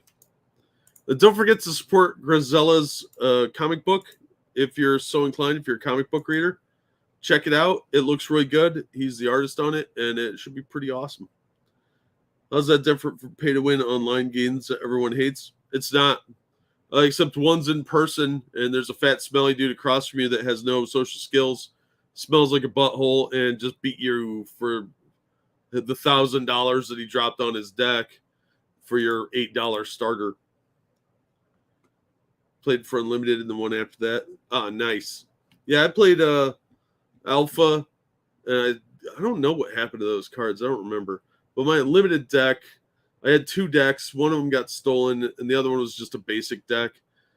I think I gave that to somebody. But I found some random Magic cards that are autographed. A buddy of mine gave me, and I had sold them to a friend of mine, and then he died, and I got them back from his mom. She asked if I wanted them back, and I was like, sure. So they're just sitting here staring at me. Hey, Andrew, how's it going? Oh, cool. Have a good one, man. Thanks for watching. So I haven't played in ages, but yeah, I mean, Magic was fun if you're playing casually with some friends that aren't that invested in it, but people take that shit way too seriously. I just never understood that. People get way too competitive with that. But I guess if you spend thousands of dollars on it, you really want to win. Someone have my Magic deck got stolen. Oh, that sucks. Some of those are expensive. People put a lot of money in their decks. Autograph a card for you. Oh, these are by the artists or whatever. They're not just some random person's autograph. I don't know what I'm gonna do with them. I'm probably just gonna find my buddy and give them to him. They were his originally, so he went and got them autographed. I don't give a crap about Magic the Gathering artists. All right, let's talk about Ezra Miller because we have to.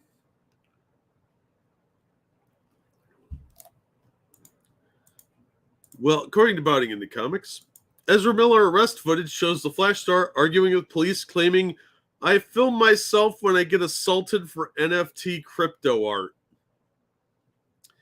Yeah, I watched this video. We're not going to watch it because of I don't want to get in trouble, quite frankly. But it's worth a watch because this guy's a fucking lunatic. He looks like he's up on drugs or he is having some kind of psychotic episode. It is really weird. Sell the cats again. We have giant battle royales, me and my friends, that is. Oh, yeah. A lot of people do that. It was fun to hang out and play card games with your friends. The good old days. This guy looks like a real loon in this video. Following his now notorious rampage across Hawaii, local police have released body cam footage of the first Flash star Miller's two now notorious arrests, wherein the actor's unhinged behavior can be seen on full display. I've seen mentally ill people before. I've seen people on drugs. I honestly can't tell which this is. It could go either way. It's the only thing keeping Hawaii in the news, shockingly. And it's Hawaii.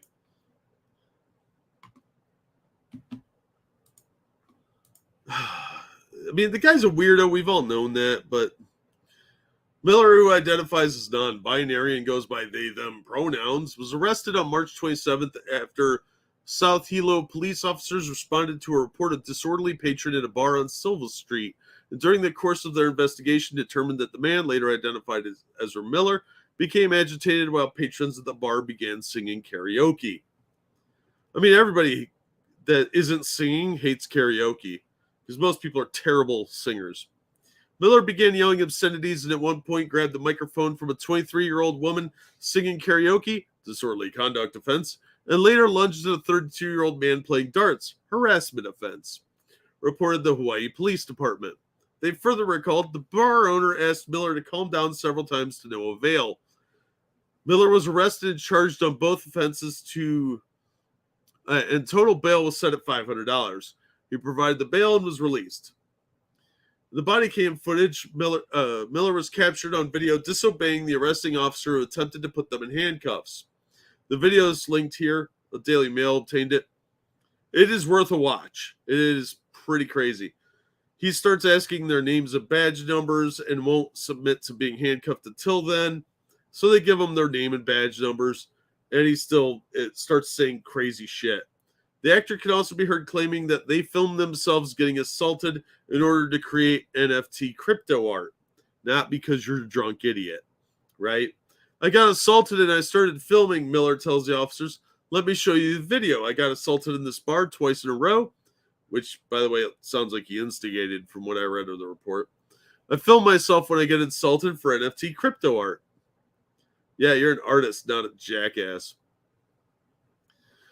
Miller then gets in the cops' faces yelling, "What's your name? What's your badge number? Tell me your name and your badge number." Full name, the Fantastic Beast actor further exclaims, "Full badge number. Don't touch me. Tell me your name and your badge number now."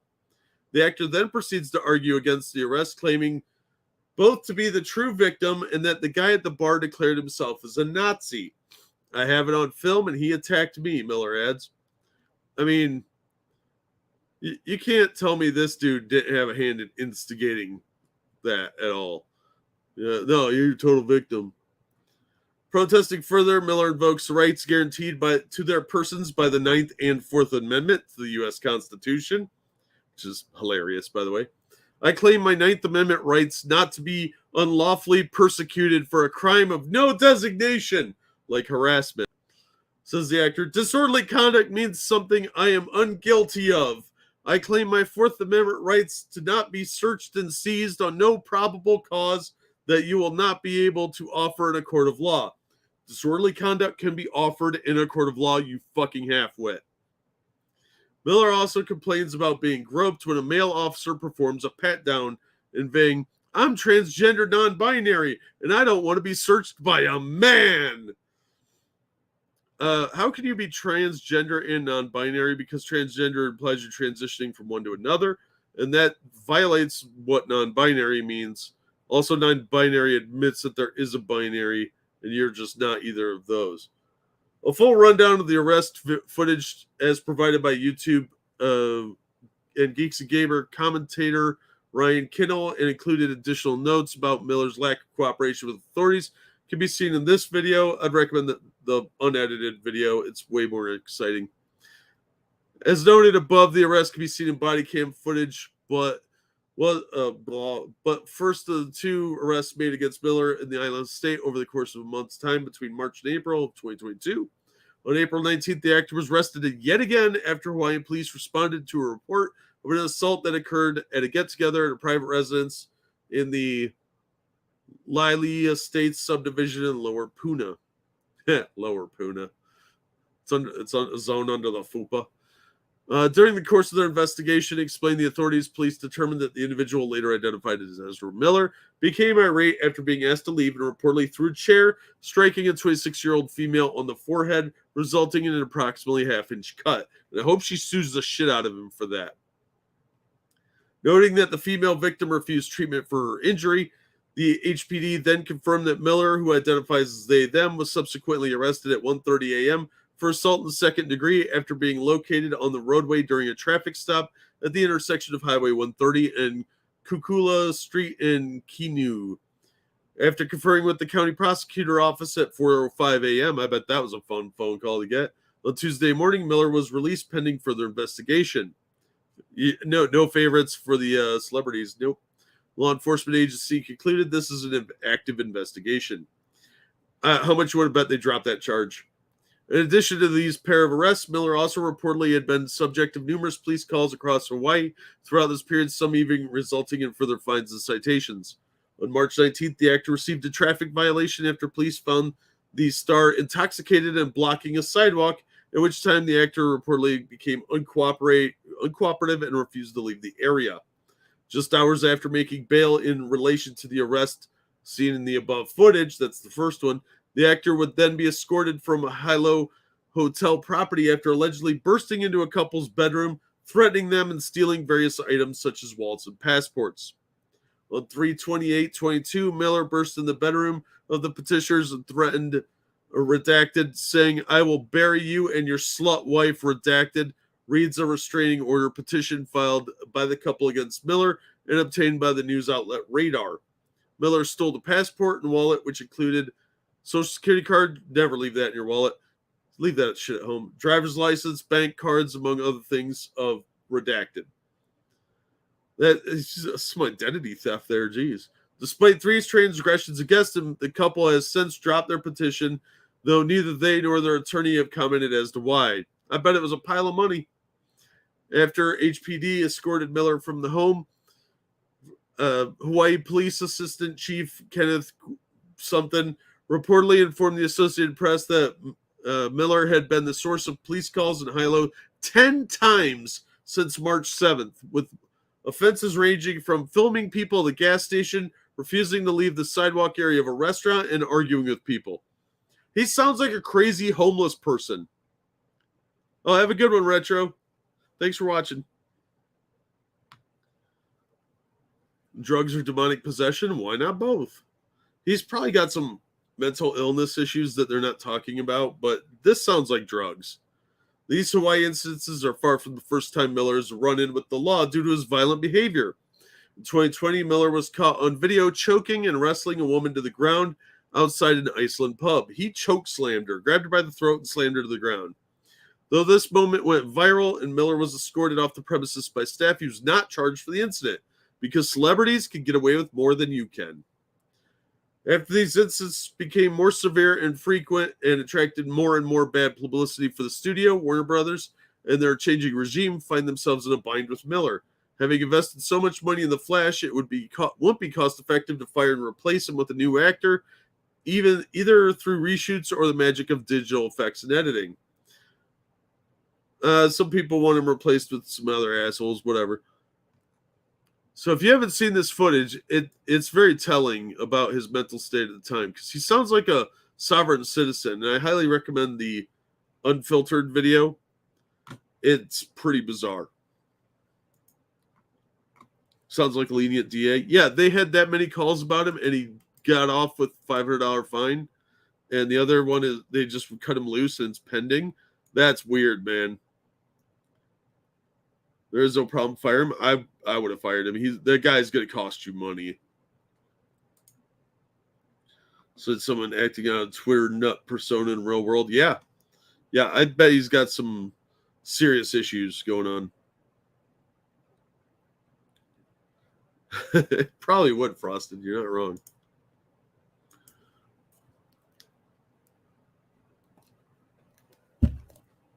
So I don't know what the hell they're doing with this guy, but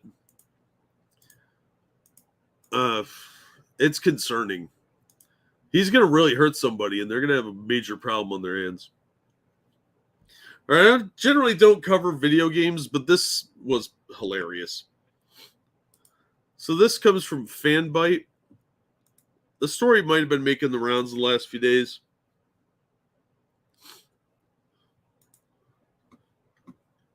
I haven't been paying that close of attention. But, okay, so you got a matrix here, right?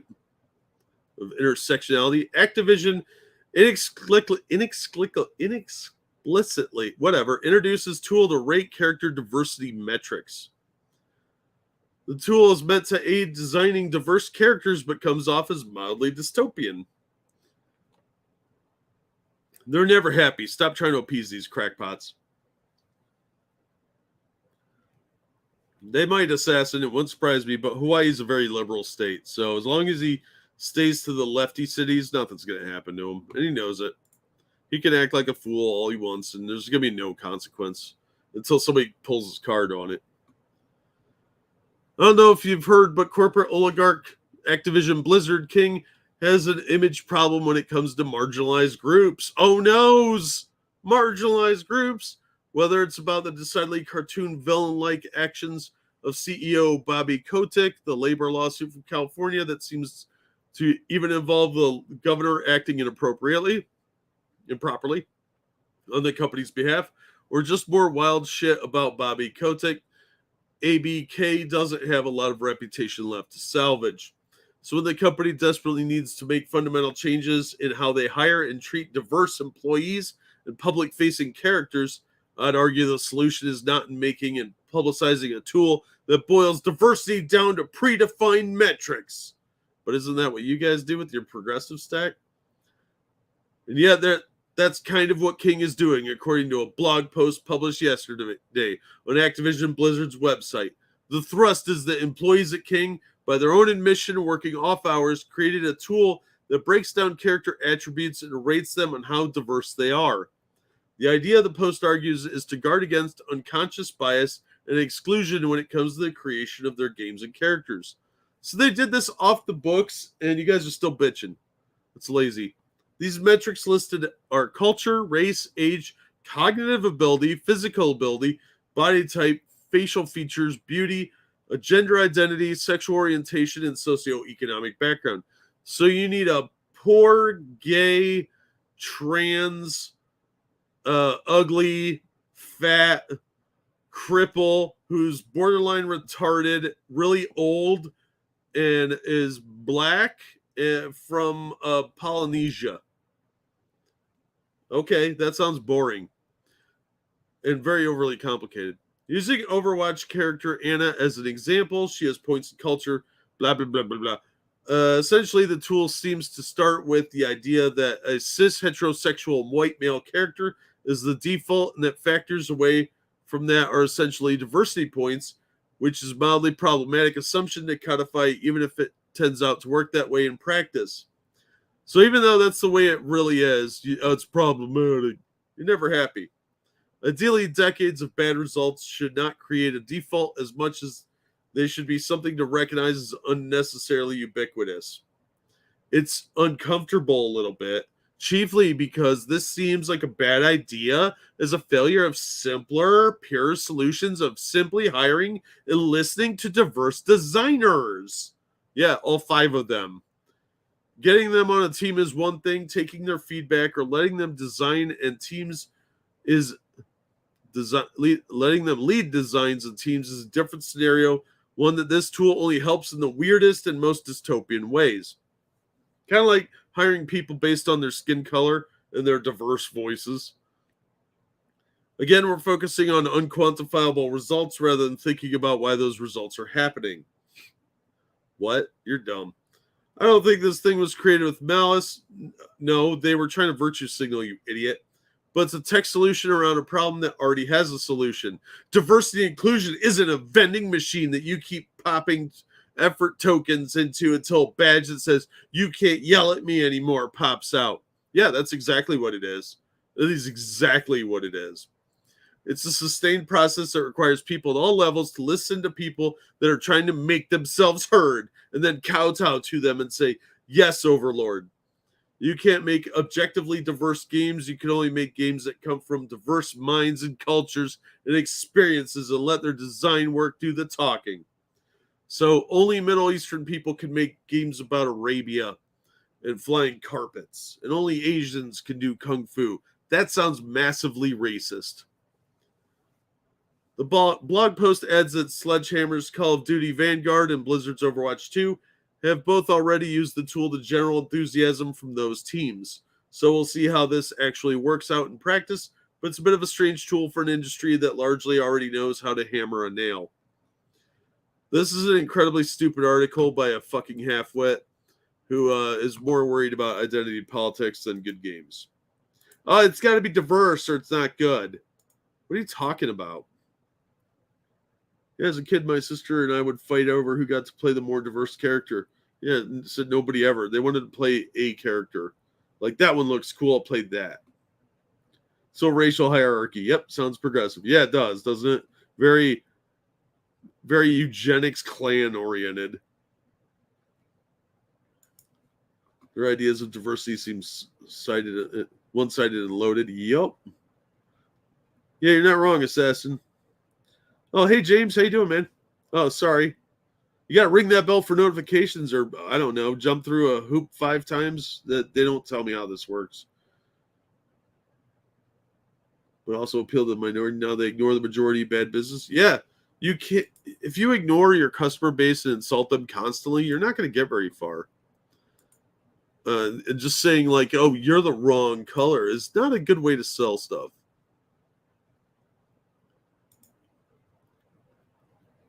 All right, so you know how we're having a lot of like a lot more of the gays in the Marvel.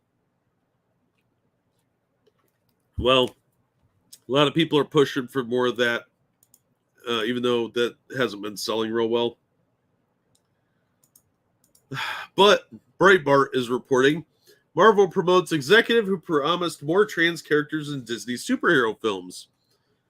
And how much you want to bet that within 5 years or 6 years, we're going to see a character who is a child transitioning?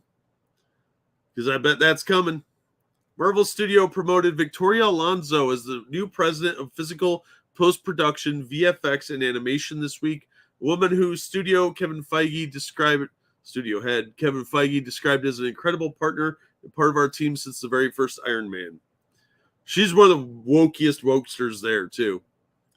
She's one of the most dynamic, candid, and accessible executives in the industry, and we're thrilled that she'll continue to be by our side in this elevated role as we lead Marvel Studios into the future, said Feige. Future of progressivism. If Alonso's past statements provide any indication, she will certainly aid in Marvel's Phase 4 plan, which has aimed to be more inclusive and diverse in its programming. Last November, she apologized to trans actor Rain Valdez, saying, "I perhaps have not 100% done right by you." Alonso then told the audience at Outfest Legacy Awards that as long as I am at Marvel Studios, she will lobby for more transgender characters in Marvel superhero films. Disney owns Marvel Studios. Didn't they just come out opposing that bill that kept teachers from talking to little kids about sex? Oh, yeah. Disney's full of weirdos. Speaking to Nuke the Fridge in 2019, God, look at the ass on that. Is not a flattering outfit, lady. Speaking to Nuke the Fridge in 2019, Alonso described the X-Men name as being dated due to its exclusion of female heroes. That's not true because X-Men, men as in mankind. There was a girl on the original team. Idiots. I don't know where the future's going. It's funny that people call it the X-Men when there's a lot of female superheroes in the X-Men group, so I think it's outdated, she said, as reported by Bounding Into Comics. I don't know where it's going. We'll see. They just now have joined. They have a movie, Dark Phoenix, coming out soon, which under the banner is their last film, so we'll see what time will tell.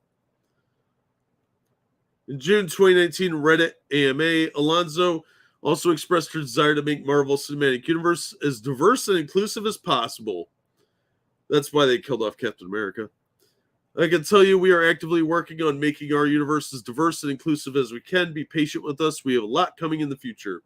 Speaking at a Women in Animation panel at the Annecy International Film Festival in 2021, Alonso claimed that diversity, inclusion, and gender parity all go hand in hand with showing the world as it is. Oh, you mean the world where people fly around and have giant flying armor and the Thunder God exists? Yeah, that makes total sense. There are about 6,000 characters in the Marvel library that we have access to. So if this goes right, we will be telling these stories for many, many, many, many generations to come. And the importance of laying the ground for what's to come is that those stories, there are many different characters that can actually voice. Alonso credited the MCU's overall success with the fact that the studio caters to a global audience. Yeah, everybody liked Captain America and Iron Man, even though they were white. You cannot have a global audience not somehow start to represent it. How'd that work out with Shang-Chi? It tanked in Asia. For us, it was because they thought it was pandering, by the way. For us, it was really, really, really important to have that. For the longest time, we've heard a woman-led film will never open. I don't think anybody's ever said that. I say, please check Captain Marvel made a lot of money. It made a lot of money because you tricked people into thinking it was connected to Infinity War, and it wasn't.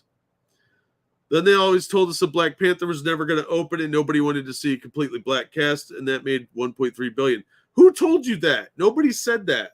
Black Panther's a cool character. Nobody said that. That's dumb. What are you reading, the Daily Stormer for that shit, lady?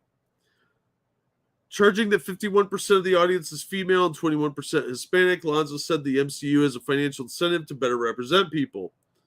Now, if the movies suck, just because you have a person of color or a woman on there doesn't make it a good film. It doesn't mean people are going to go see it. Get that guy that played Ghost Rider on Agents of S.H.I.E.L.D. He did a great job. I'd watch a movie with him, even though he drove a car. If we don't represent the people that watch what we make, eventually they'll go somewhere else because somebody else will figure it out. Why don't you make a good movie and nobody will care, you stupid, fat-ass bitch.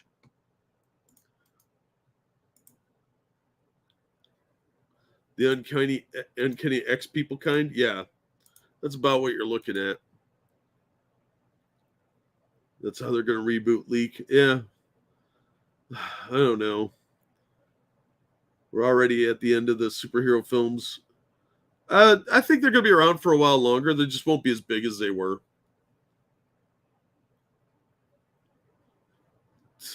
It cost Disney their special tax status. Yeah. They screwed up big time. I don't think they've realized it yet.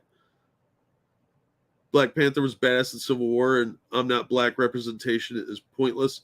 Yeah, representation is stupid. Make the character interesting, kind of relatable or sympathetic in some way, and people will watch it. There are a lot of people that every little kid wanted to be Superman. The only way they cared if Superman was white is if an adult told them about it and said, you can't like him, he's white, or you'll never be him, stuff like that. Jean Grey, Domino, Boom Boom, Wolfsbane, Jubilee, Psylocke, Firestar, Storm, Kitty Pryde, and on and on. But those are all X-Men related females that I can think of off the top of my head. Yeah, but how dare they call it X-Men for Mankind? Because they were trying to fit in. Now that it's just a marginalized group of people that are the bestest ever. I like Zorro, even though I'm not Spanish, just make good movies. Everybody liked Zorro. He was awesome. He was a huge character in the 50s, especially. 50s, early 60s, because the TV shows were gigantic. And little white kids watched a lot of Zorro. I hate these people so much. They're doing so much damage. They think they're helping people, and they're not.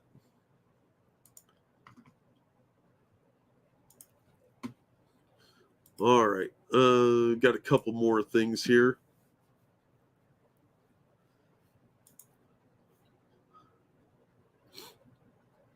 Speaking of Disney,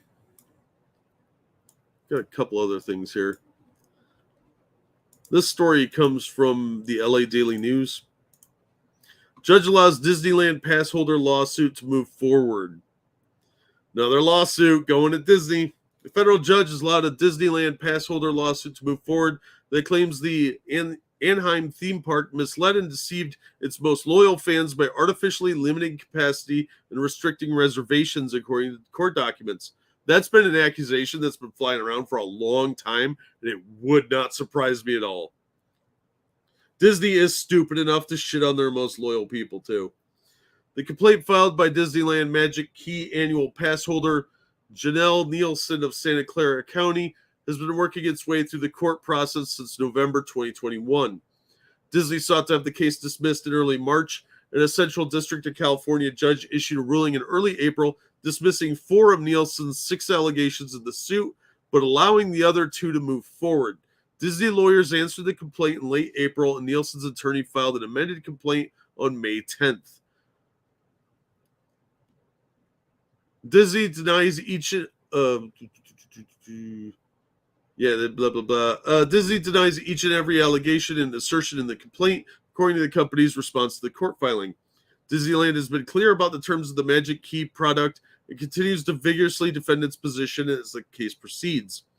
The lawsuit alleges that Nielsen purchased a $1,399 Disneyland Dream Key annual pass with no blackout dates in September 2021, but was unable to make the theme park reservations for certain dates in November 2021. Well, if you bought it and it says no blackout dates, then it should not have been a problem.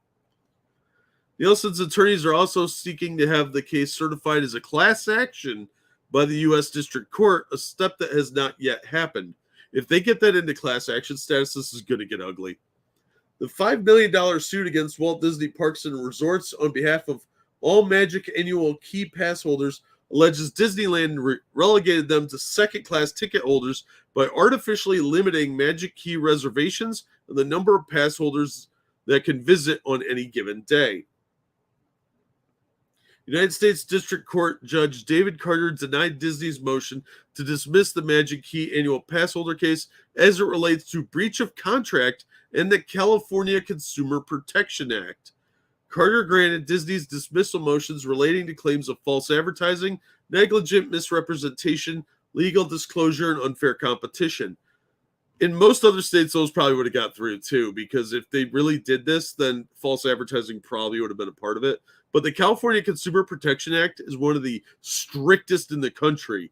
So Disney might be in a little bit of trouble here. They're probably going to buy this woman off, but the court finds the plaintiff has adequately pled facts supporting how a reasonable consumer may be deceived by the advertisement, which states no blackout dates. Carter wrote in his ruling. Plaintiff argues that ordinary consumers generally understand blackout dates to be dates when tickets, credits, passes, or rewards cannot be used. The California consumer protection portion of the case will likely hinge upon whether a Disneyland Dream Key annual pass constitutes a good or service. It kind of does, as Nielsen's lawyers contend, or a temporary license as Disney contends. I would say it's a service. Another key contention, the meaning of blackout dates and what that definition includes and excludes for pass holders in Disneyland. Is Disney going to argue it's only for black people, that no blackies allowed that day? Because that's fucked up, Disney. Plaintiff alleges the term of no blackout dates is not defined in the advertisement, but that she understood the term to mean the Dream Key pass holders would not be blocked from making theme park reservations whenever Disney was offering park reservations for entrance to the theme parks, according to the complaint. She also understood the advertisement statements that park reservations are subject to availability and not guaranteed for any specific date or park to mean that if park reservations were available and being offered to the public, Dream Key holders could use their passes to make reservations for entry to the park.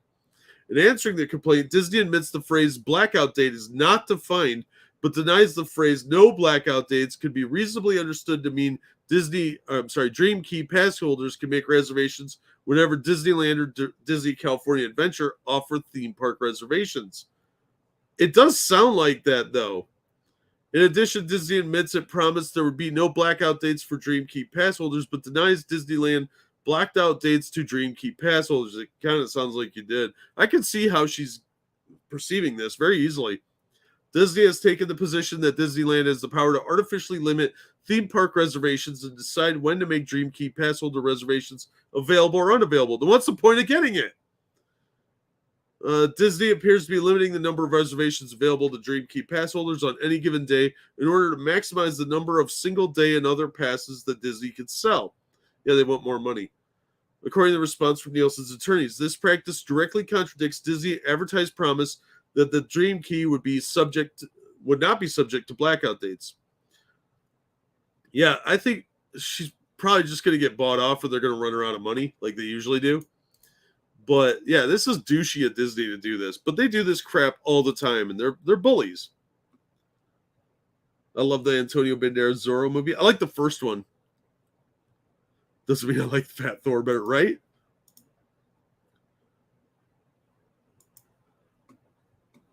I'm gonna do a felony in GTA. Sorry for any misleading.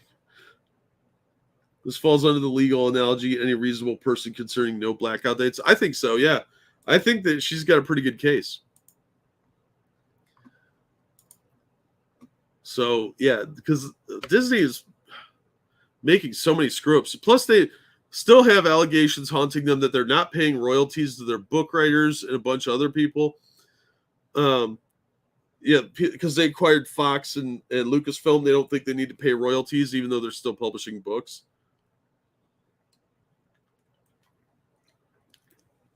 They got sued over the Predator thing. There's a lot of stuff that they're in litigation with constantly, and they seem to be making a lot of bad choices.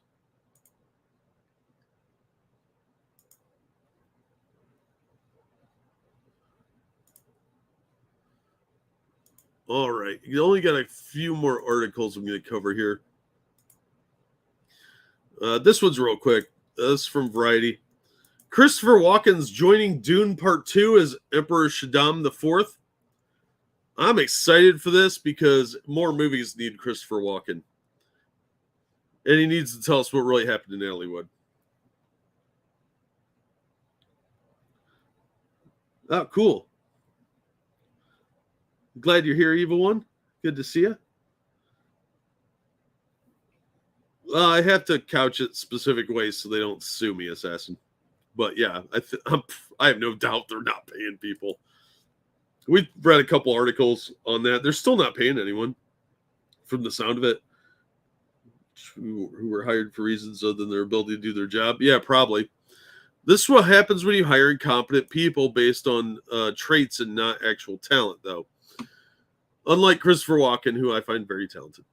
The House Corona has its ruler. Christopher Walken will join Timothy Chalamet and Zendaya in director Denis Villeneuve's Dune Part 2 as the Emperor of the Known Universe. I think this could be really good. I liked the first Dune movie. It really was half a movie, and they should have been filming this already. But I am excited to see Christopher Walken join the cast. Because, what, isn't that Superman? No, that's Christopher Walken.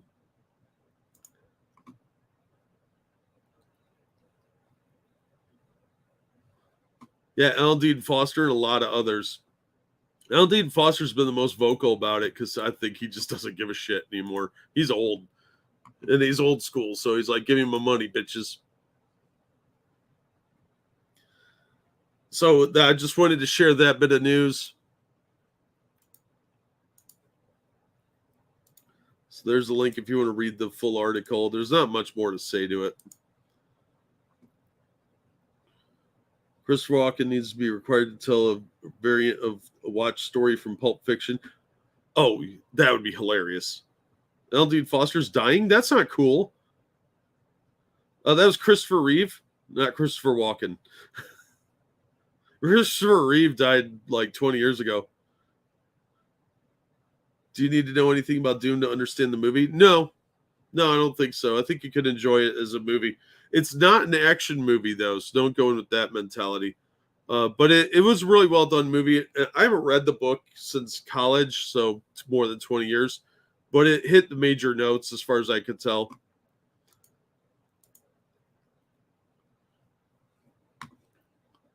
All right, ICV2 also has some comic shakeup news.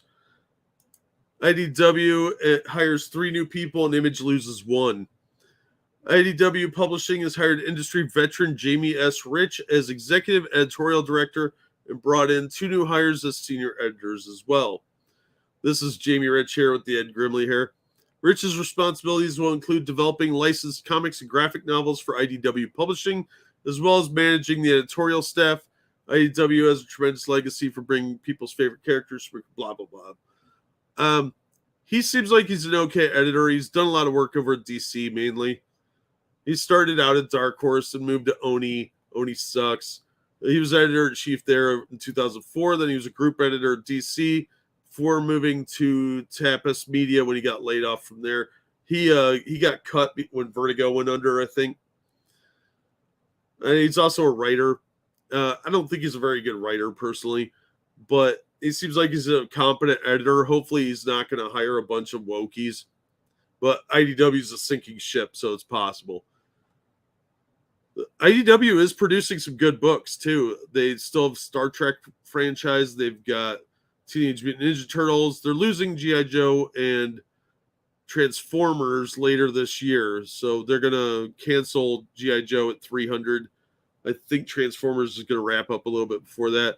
They've still got Teenage Mutant Ninja Turtles, even though that book kind of sucks. So we'll see.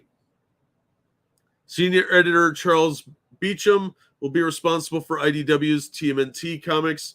Beecham was an assistant editor at Marvel for 3 years, where he worked on a number of properties, including Miss Marvel, Hawkeye, Deadpool, Guardians of the Galaxy, and Star Wars. After that, he moved to Activision, where he oversaw the development of the comic based on Destiny 2 sci-fi shooter game. That's not a really good list of stuff here, because most of these books were trash for years. Star Wars was okay. It was just slow, because Charles Soule can't condense anything down to save his life. The third new hire, Russ Boosie, will be the senior editor in the originals division, focusing on developing new middle grade and young adult graphic novels. Boosie worked at Abrams Books and Little Brown Books for young readers, as well as doing a wide range of freelance work, editing work for Marvel, Warner Brothers, Hasbro, and others. I don't know enough about this guy, but hopefully he's not going to do a bunch of woke crap like they've been doing with the young adult line over at DC, because that is just garbage. But he comes from like the old school book stuff, so maybe he'll be okay. It's hard to tell. He looks like a douche, though. Meanwhile, Jeff Boysen left his position as director of sales and publishing planning at Image last week, according to The Beat. Boysen came to Image in 2016. He had previously worked as vice president, publishing, planning, and collected editions at DC, but declined to move to California when the publisher relocated. So he's gone. Probably not a big loss, because DC's got some real shit people working over there. So Image is hiring some known people, these two. Jamie S. Rich might actually be good for them. Oh, why are you giving me a Medium article, dude?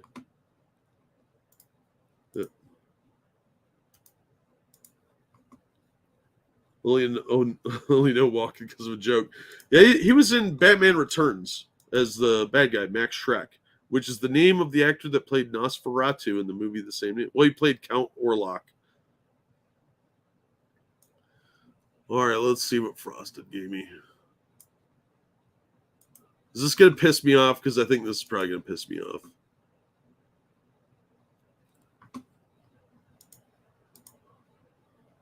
There's no amount of money that could compel me to move to California. Yeah, no shit. California is a beautiful place, but I would never live there. I don't know how people do it. There's just so much stupidity going on there. Although, if you shovel enough money at me, odds are 50-50. This is from Medium, thanks to Frosted Glass. Episode 4, Star Trek Picard just went full woke. No shit. Okay, there's going to be spoilers. So come back in 5 minutes if you care about this. which I doubt. Oh, Picard, what the hell happened? I love season 1 of Star Trek Picard. Why? It was trash. This is from Daniel Goldman. And I was really enjoying season 2. Okay, the first 3 episodes were stellar. Even the start of episode 4 wasn't bad. Then the shit hit the fan and the writers went into full woke mode. As they have a habit of doing in Star Trek Discovery already. Unfortunately, woke politics took the place of story as of episode 4. It took place of story a long time before that. In an almost offensive way. Yeah, almost. And that's really nothing new. No, the communists have been doing it for ages. Writers have forgotten how to weave messages into stories. Yes, subtly. They forgot that a subtle approach is often the most powerful and the story is still necessary. Political commentary really started to heat up in the 3rd episode, but it was done well. Raffi was totally shocked by the world she saw, but the forest fire burning in the distance, by pollution and homelessness. When people began to complain, I spoke up. I defended the writers.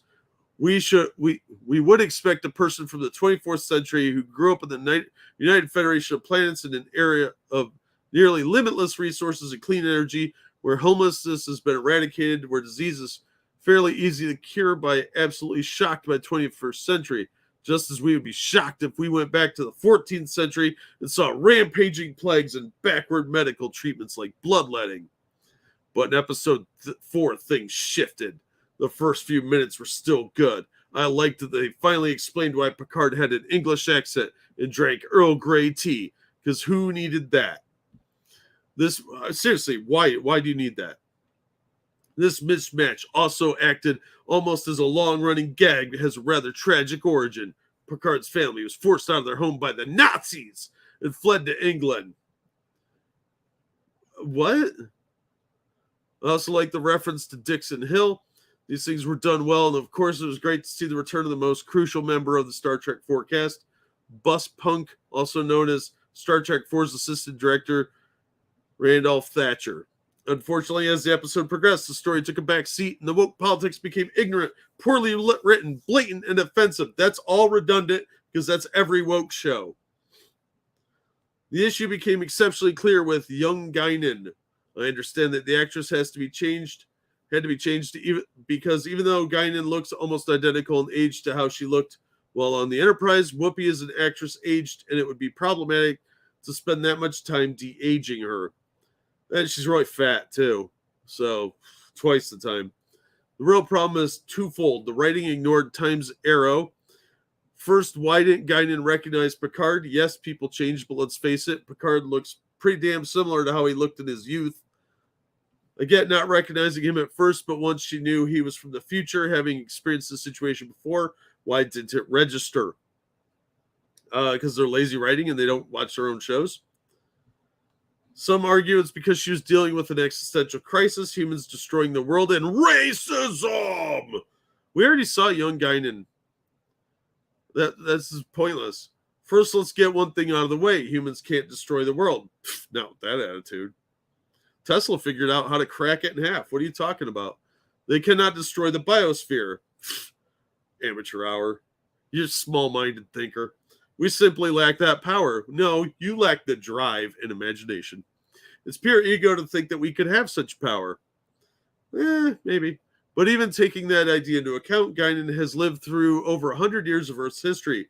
People are self-focused, and I don't blame a person from this era into thinking that we have it at the worst. I do, because that's short-minded, and we have history for a reason written down. But Guinan isn't from this century. She's from an alien world and has spent over 100 years on the planet. In the early 1900s, gasoline and waste were being actively dumped in rivers. It was a waste product. The Industrial Revolution, which was almost entirely driven by coal and oil, produced clouds of smog. It choked the air. In some parts of the world, we still have that problem, but in general, we don't. We also don't generally burn poop for fuel, but they do that in Africa because they're poor. We've developed nuclear power. We've developed solar. Our technology has become much more efficient. Over blah, blah, blah. It's boring.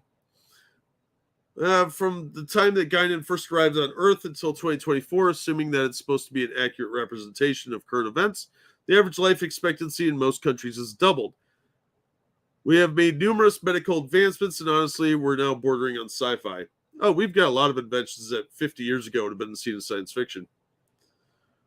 Star Trek level technology now exists, or at least we're close. Yeah, the iPads were based off of the Star Trek Next Generation pads that they were using. And the flip phone was based on the communicators from the original series. Blah, blah, blah, blah. Historical atrocities are another issue here. This person they're calling Guinan said that nothing has changed, that the hoods were simply traded for suits. Oh, yeah, Democrats wear suits now. When Guinan first came to this world, came to America, poor Chinese immigrants were being used as slave labor to build railroads. For much of her life here, she very sadly would have experienced significant acts of racism, lived through segregation, where she would not be allowed in the same restaurant as a white person, on the same bus as one. She would have been in the back. She also experienced 2 world wars, the first one being the war to end all wars. Yeah, mustard gas is a hell of a thing. And the second involving the massacre of 6 million Jews and nearly 12,000 people in total. 12 million people in total, not counting those who died in the war itself, with the nearly 8 million individuals who starved to death in the Soviet Union under Stalin's regime. It's way higher than that, dude. She saw the birth of the eugenics movement. She also saw the development of the atom bomb and its use, the internment of Japanese Americans whose only crime was having Japanese ancestry. Don't forget they locked up the Germans, too. Yeah. You're beating your pony to death here, dude. She experienced all these things, witnessed every change for humanity, including better. Whatever the bartender was, it wasn't Guinan. Writers have named her Guinan. She might not have been meant to be Guinan. New York Times even said it wasn't Guinan. Someone who spat on all the progress that had been made in the last 100 plus years, as well as the history of Star Trek. However, if I'm going to blame anyone for making such a mockery of Star Trek's history and expressing such an ignorant position, it would be Patrick Stewart, who should have known better. Patrick Stewart's very woke, and he doesn't seem that smart. I had one final point to this article. I think it's fitting to talk about the writers could have handled things, considering the entire second season is about the road not taken. As I've already said, I was happy with episode 3.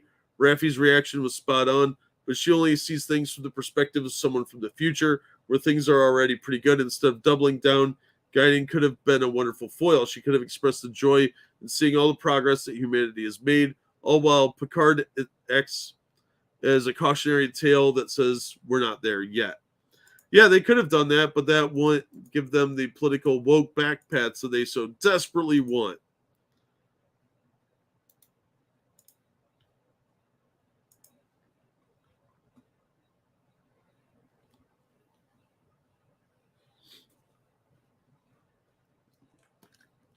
Yeah, Guinan originally, from the rumors, was thought to be a attempt to have a crossover with Doctor Who, because there was talk about that for a really long time, that they were going to do a crossover, and they were in negotiations to do that around the time of the Doctor Who TV movie, but it never happened. And Guinan was going to be like a pseudo Time Lord kind of thing, because that's why they never actually went into too much background on her. That's always been the rumor, at least. I don't know about what excuse they're going with now, but here we are. All right, let's talk about Dungeons & Dragons. This comes from Screen Rant, the most reliable source in D&D information you could get, I suppose. Dungeons & Dragons has the same problem as Star Wars. Well, thank you, Screen Rant. Please tell us more. Although Star Wars and D&D are both pop culture icons that have been around for decades, they both have the same problem at present, as they are unwilling to move past nostalgia and unable to evolve, thereby becoming stagnant and redundant. The movie The Last Jedi promised to end the cycle of repetitious Jedi and Sith conflicts in exchange for something new and fresh. Some fans recoiled from this, and the next film backpedaled into a regurgitation of the light and dark sides of the Force, clashing yet again. Yeah, that's the story arc, good versus evil. Yeah, that's called storytelling. With 4th edition Dungeons & Dragons, the game's rules changed drastically, and for the first time it offered balanced and engaging combat, whatever, where every character archetype could meaningfully contribute. Bullshit, it turned it into a video game. Because 4E moved away from many legacy elements of the D&D rules, some fans reacted poorly. 3rd edition moved away from 2nd edition very, very far, you idiot. And 5th edition was produced with a little more than a streamlined tribute to 3Ed and older editions. Yeah, it was a compromise between second and third, from what I could tell. I've only played it like once. Both revisit familiar locations and characters instead of pushing the boundaries of creativity. There is no creativity at Wizards. What are you talking about? Both D&D and Star Wars continually trot out old ideas with a new coat of paint instead of exploring new possibilities. Oh, new possibilities like a show about a bounty hunter? Oh, yeah, it's crazy. You're an idiot. Any popular character in D&D or Star Wars is likely to see a return instead of telling new stories about new heroes. That is a problem. The D&D Baldur's Gate sourcebook brought back Minsk, the eccentric ranger from Baldur's Gate video game series, using petrification as a plot device for bringing the character into the current timeline of Forgotten Realms while still in the prime of his life. We used to do that in D&D. If people get turned to stone, you'd make new characters. They'd have to go out and find a cure to bring back these old heroes, and you jump them forward in time. Big deal. Oh my god, a plot device, you bastards. The popular Forgotten Realms novel series, The Legend of Dritz, did the same for Dritz's companions, who had died in earlier novels using the rationale of divine intervention and reincarnation. You mean spells from the D&D game? Holy shit. You mean like resurrection spells? What? You mean they have those in the game and they wanted to use them in the books so they could have some fan service? You bastards. With each edition changes D&D, the timeline of Forgotten Realms has advanced in a series of cataclysmic events, rationalize the mechanical changes between editions. Because D&D is focused on nostalgia over real progress, you just said the storyline progresses. Iconic characters remain ever present, even when it would have made more sense for them to simply serve as legends to inspire a new generation. Oh, those trademarks are valuable, you dumbass. Reviewing the list of every Dungeons & Dragons book releasing in 2022, the tendency... Oh, we'll cover this other story, how to play D&D without a DM, next week. I got to read it first to see if it's worth it, but it looks really fucking dumb. The tendency to float on nostalgia becomes evident because their sales are starting to go down. Spelljammer and Dragonlance campaigns are making their return, both settings that made their debut during the AD&D era. Yeah, and Spelljammer was goofy then. While this may be good news for longtime fans, it's also a disturbing reminder that D&D has not produced a truly original setting since the 3.5 edition's introduction of Eberron in 2004. They didn't introduce Eberron. Eberron used the open game license. Then they bought it. If my memory serves anyway. The current 5e rules have primarily focused on Forgotten Realms, the present default setting of D&D, which is a change because it used to be Greyhawk in first edition and late second edition, with a lesser emphasis on the return to Eberron and Ravenloft. Ravenloft has been around since first edition's module, Ravenloft and Curse of Strahd. The closest thing to an original campaign from Wizards of the Coast was D&D's Greek mythology-inspired Theros setting, which was simply adapted from the lore of Magic the Gathering, thus appealing to nostalgia for another established product.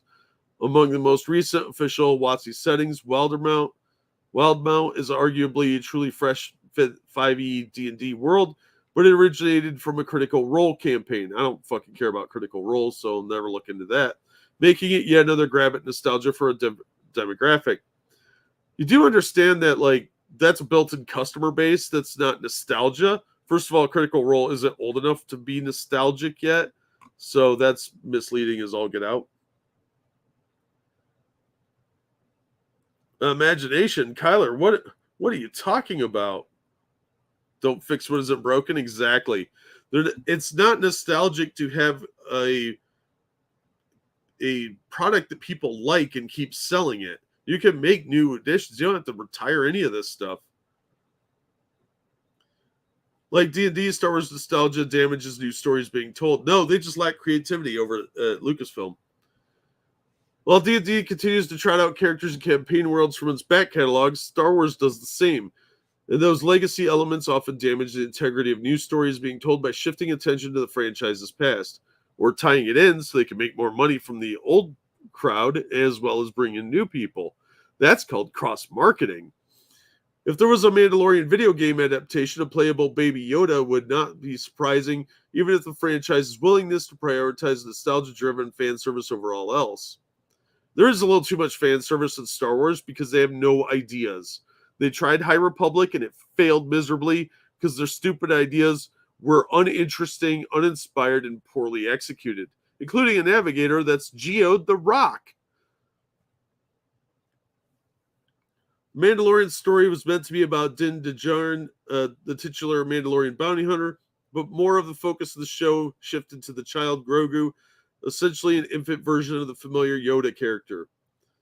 He's his own character. I think there was too much focus on him, and they should have left him out of season 3. But whatever, they're gonna bring him back.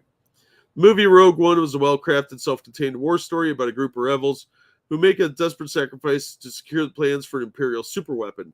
The cameo by Darth Vader at the end of the film distracted attention from that story. No, it did. It tied it into the beginning of the first original movie, A New Hope, and it seemed more noteworthy to some fans than the movie that preceded it.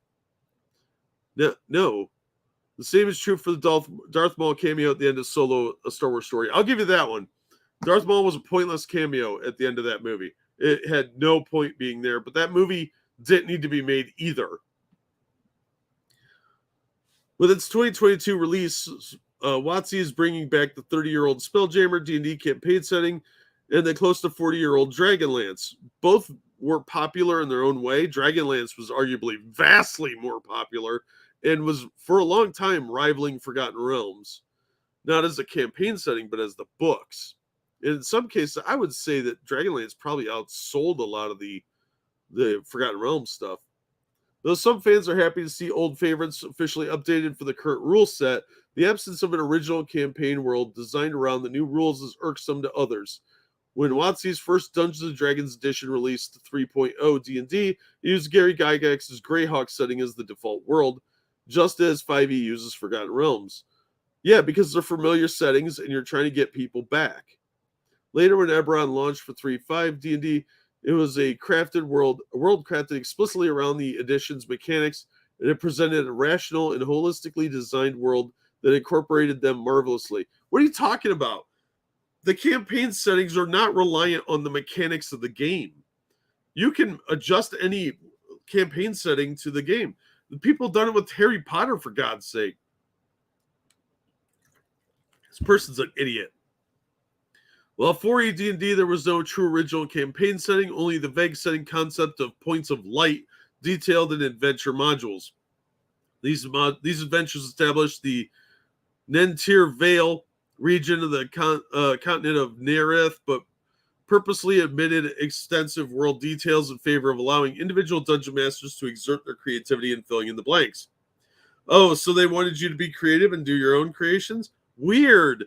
Why don't you get what's called a notebook, write some ideas down, then write down some names of towns and regions, and then you can create your own campaign setting instead of somebody having to do it for you, you child. Where the prior edition books took their own approaches to originality, current 5th edition has leaned heavily towards nostalgia over innovation, rolling back most of the advancements made with 4th edition mechanics. The 4th edition mechanics were shit. It was like playing a video game and made it slow and monotonous and focused on nuance more than anything else. It was boring. While slowly releasing new versions of decade-old campaign worlds. I don't know why you hate the old campaign worlds. Concurrently, Star Wars has shown a similar priority toward placing veteran fans through blatant fan service and callbacks to allowing the franchise to grow. No, Star Wars is desperate. D&D is trying to maintain their sales growth. The 4th edition of D&D has a complicated reputation among fans, largely because it did not feel like D&D. Yeah, it felt like a video game. 3.5 didn't feel like D&D because it was such a distant change from 1st and 2nd edition. So that's a stupid argument. What they didn't like is the way the mechanics felt like video game. The game incorporated a unified progression among classes, which meant that learning to play a wizard was no more complicated than learning to play a fighter. The introduction of class roles, along with mechanics to back them up, ensured every class could provide a valid contribution in battle. No, it made them all too similar. The result was the most tactically satisfying combat system ever produced for D&D. That's the dumbest thing I've ever fucking heard. Given that D&D is primarily a combat-oriented game, this should have been considered a success. No, because if everybody is advancing exactly the same, there's no uniqueness to it. Wizards should not be advancing the same as a rogue because wizard spells become vastly more powerful as they level up. That 10th level fireball is a lot more powerful than anything a rogue can do at a comparable level. So you have to stagger them. So the rogue has to go at a faster rate than the wizard does. So a higher level rogue has more hit points and different skill set to compensate for the fact that wizards become way more powerful. And it was not balanced well that way. So this is just somebody that doesn't want to do anything, apparently. Given that D&D is primarily... some veteran fans missed legacy elements that were present in 4E, that were absent in 4E, however, which led to 5E's approach, putting familiarity above all else. No, they went back to what works and what sold. 4th edition did not sell well because of a lot of these things you're pointing out. The paradigm where nostalgia and familiarity trumps all is evident in numerous aspects of the 5e design. Some of the best magic items in D&D's newest edition are a clear testament to this skewed priority. People miss the classics. Magic items that set a statistic to a certain number, overriding the base stat, are a callback to advanced D&D. Yeah, people want to jack up their numbers, which point. The 3rd edition magic items can instead add to a character's base stats, encouraging logical character builds. Oh my god, something isn't logical to you? Oh no, we must destroy it. And 4E incorporated all stat increases into class and level based features. A belt that adds set strength to a set number is simply poor game design. According to you, that's an opinion, as it encourages melee-based attacks characters to dump most of their important stats, knowing they can replace it with relatively common magic items. So, that's called min-maxing. You minimize the things that your character class doesn't need. That's what makes barbarians really good in combat, is their strength. They don't really need to have massive charisma, do they? Fucking barbarian drooling in the corner breaks shit in half all day. That's his job.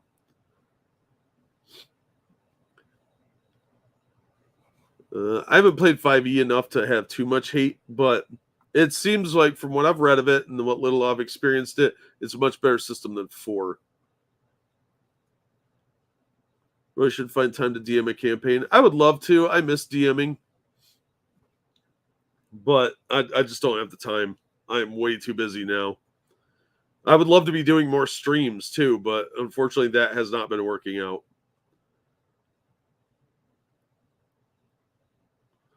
D&D got me through time in the service. Nice. Yeah, I know a lot of military service guys did play D&D. Couldn't play the new stuff and do the same. Yeah. Currently running a custom 5e modern game and the players love it. Use real world locations and just add some magic flares. Taking the best of 5e system and the World of Darkness one. Yeah, absolutely, Deckfish. You should be doing that. But do admit 5e has a lot of issues when it comes to classes, but it's a good base to build off of. And the rule books used to say that. If you don't like a rule, the DM can throw it away. Sorcerer better than Wizard? I don't know. I hated 3.5. I just hated that system. It was too easy to manipulate it for power gamers, and I had a lot of those in my group at the time, and they would just min-max all over the place. And then they'd get a magic item, and they'd want to trade it for something else because they wouldn't find creative ways to use it a lot of times. My last group was real bad for that. Play all night? Oh, I miss those days. The Critical Role animated series wasn't bad. I've never watched it. I don't like Critical Role. Those guys seem like douchebags, so I'm not interested. Wants Watsy to hold his hand. Yep, exactly, Mr. Hugh. Having a lot of fun playing former mercenary half-orc fighter with PTSD. Holy shit, that's complicated. I never allow half-orcs in my games because they're too broken. Having fun DMing for Pathfinder. Love messing with the PCs. Yeah, I've heard good things about Pathfinder, the previous edition to the one that's out now. Pathfinder is getting rid of a lot of stupid stuff, so. All right, back to this crap. Where was I? Poor game design. This is one example of many of how D&D chose to go the nostalgic route, which it does at nearly every turn. Yeah, appeal to nostalgia is a marketing tactic. It brings in the old players who will bring in new players often, like their kids. Like, oh my gosh, I love this game as a kid. Here's what you do. Here's what these guys are. And they tell the stories. It's a story game. And you'll bring in people that want to buy the classic stuff. Like maybe bring back some people for the new edition, that sort of thing. This guy just has a real hate boner for nostalgia. Even when it's illogical or damaging to the game. You haven't shown me anywhere that it's damaging to the game or stifles innovation and progress. You just don't like the old stuff. D&D is more concerned with alienating longtime fans over making the game the best it can be. It's making the new stuff woke. I don't know what else you want. The Star Wars is way worse at this about the nostalgia stuff. So I don't think this is a fair comparison. And this Derek Garcia really seems to hate the old settings.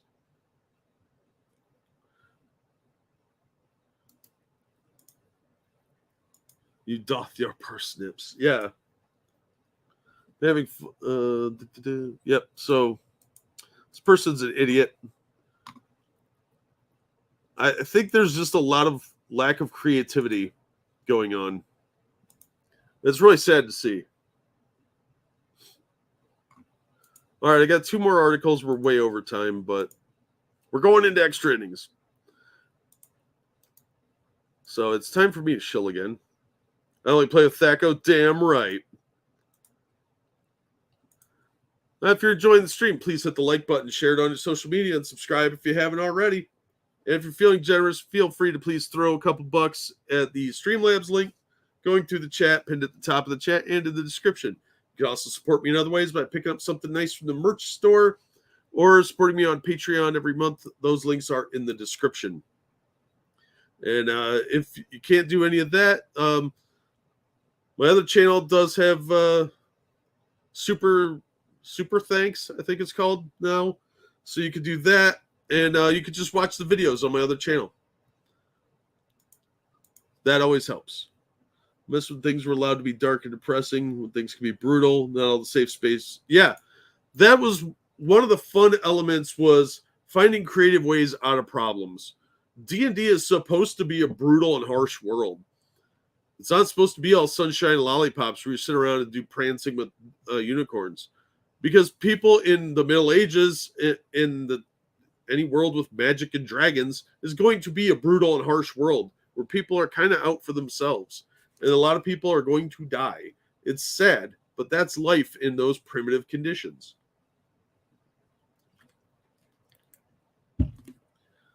Because they're not smart, Kyler. I love old trap rooms. Oh, man. Grimlock's traps were always fun to play with because it'd give me some good ideas. Have a good one, Frosted. Thanks for coming out, man. Turned Thaco into a clown. That's what they think of you. That is what the people at Wizards of the Coast think of their fans. They think you're a clown.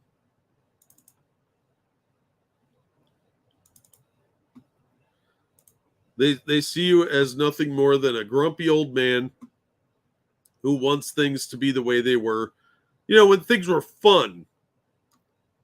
So let's never forget that Wizards of the Coast hates the old-time players. They literally turned you into a clown. This is what they think of you. This is Thaco the Clown from one of the newer modules. He's a grumpy old man who doesn't like the kids having fun. So they made him into a joke. It's a slap in the face to all the older fans who've spent literally decades playing this game. Some people playing it since the 70s, and they've spit in your face to step over your corpse and get $5 from some woke little... almost said a bad word. Watson could go suck a lemon. Yep. First played a... Oh, wow. 5E's a great intro, but I think 3.5 was peak. Yeah, I was a second edition guy. I always will be. 5e seems okay. I think it's a decent compromise between 2 and 3.5. It's probably a better introduction for the game, but 3.5, like I said, as a DM, the players were always working the system to find the best. Started playing in 1977. Holy shit, dude. That's awesome. You got to see a lot of cool game stuff come out. I miss the 80s and 90s, man, for gaming stuff. They had some amazing products come out back then. So much imagination went into stuff, and now it's just it used to be fun. Now it's a chore. So Frosted gave me this article a while back from Medium. I don't remember covering it, so we're going to read it. Rules lawyers. I hate rules lawyers, man. It's annoying. I understand arguing occasionally, but accept the ruling and move on. Welcome Home, Wesley Crusher by Will Wheaton. From the moment Star Trek Picard was announced, people asked me if Wesley Crusher would make an appearance. Until August of last year, I told the truth when I said I would love to do that, but had no idea if it would actually happen. I'm pretty psyched that we were able to keep this secret as long as we did.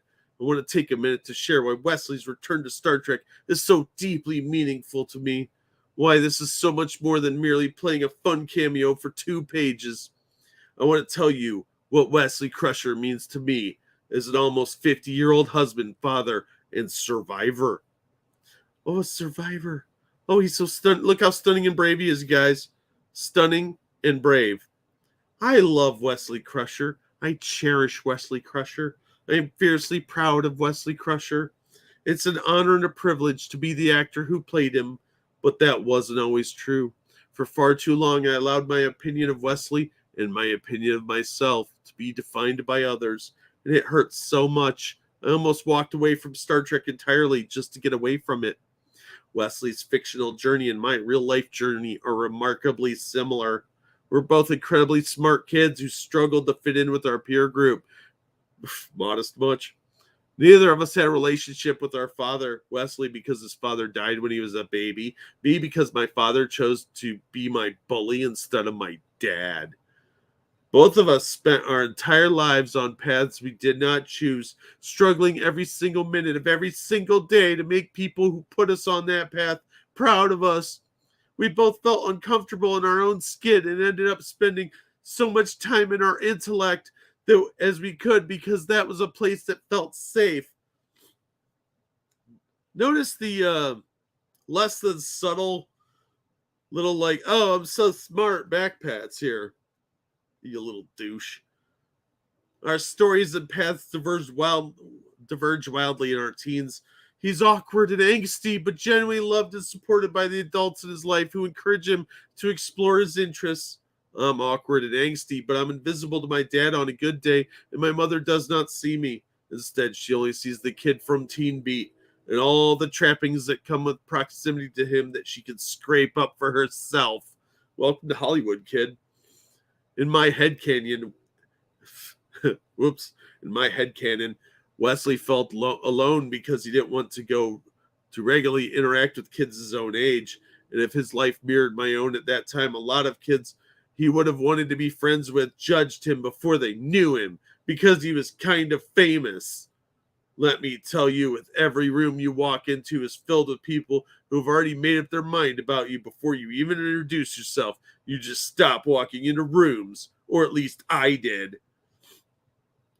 So you need to shrink, dude. Yeah, it sucks, but that's the price of fame. That's what happens when you're famous. People recognize you. When Wesley saw his opportunity to forge his own path with the Travelers, his entire family supported him. Yeah, his mom. They celebrated the end of one journey and the beginning of another. I did not get that support. When I was about 20 and left the series, followed quickly by leaving the entire entertainment industry, neither of my parents were there for me at all. By this time in my life, my father had stopped trying to hide his contempt and disinterest for me, and my mother had essentially abandoned me to focus her energy on a friend of my sister's who was climbing the teen fame success ladder. Yeah, your parents sound like assholes. My mom was always there when I was chasing her dream of acting fame, But when I needed a mom to help me figure out what I wanted to do with my life, she just did not show up at all. I was left entirely alone to try and figure out how to be an adult. It was terrifying. Luckily for me, when I was 23, I met a woman who would become my wife, and my journey toward discovering and realizing my dream began. So you found a new mom. Good job, weirdo. Look, a lot of people have abandonment issues. They seek counseling. A lot of people do not have their family support them in their life decisions. That sucks. Such is life, kid. Stop trying to sound like you're unique. But let us go back to the moment when we each realized we were not on our own paths, but someone else's. Someone else's path. The word path, you don't end with. Wesley and I both walked away from everything we knew, every expectation that was ever put on us, every person who ever cared about, because we both knew that something was not right in our lives. If we were going to fix it, we had to figure out what it was. And to figure out what it was, we had to get off the paths we had been on since we were too young to know what a path even was. Wesley was expected to be a Starfleet captain or maybe a chief engineer. What? I was expected to be a famous film actor, or at least famous. We both accepted these expectations right until we didn't. Oh, that's how you make sentences. He got there before I did, but there was a moment when we both knew that we were pursuing dreams that were not ours, that they were more important to other people than they were to us. Weird, because it sounds like Wesley was supported in just about every decision he ever made. And people were like, oh, you want to do that? Okay, cool. We needed time and space to find out who we were and what our dream was. That's every teenager, you fucking idiot. That's everybody as they become an adult. They find what they want to do with their lives. And it doesn't always go well with their parents. That's why you end up with people with like gender studies degrees. When we had that time and space, or all of time and space for Wesley, we could discover what was important to us and what we wanted to do with our lives and our time in that. Oh, God, this is tiresome. I'm skipping ahead. For 2 decades, I listened while people told me the ways he was there for them. I never would have expected he was also there for me. And yet, Ron Moore wrote Wesley's final episode, Journey's End. Ron knew Wesley needed to do something different with his life. He knew that Starfleet wasn't right for Wesley. Wesley's a fictional character. He knew that Wesley couldn't keep defining himself through someone else's expectations. I don't know if he knew that I also needed that. I didn't even know it at the time. But like so many people who watched Wesley's story, I was inspired by Wesley's courage and conviction. I followed him out into the great unknown. You became a time traveler too?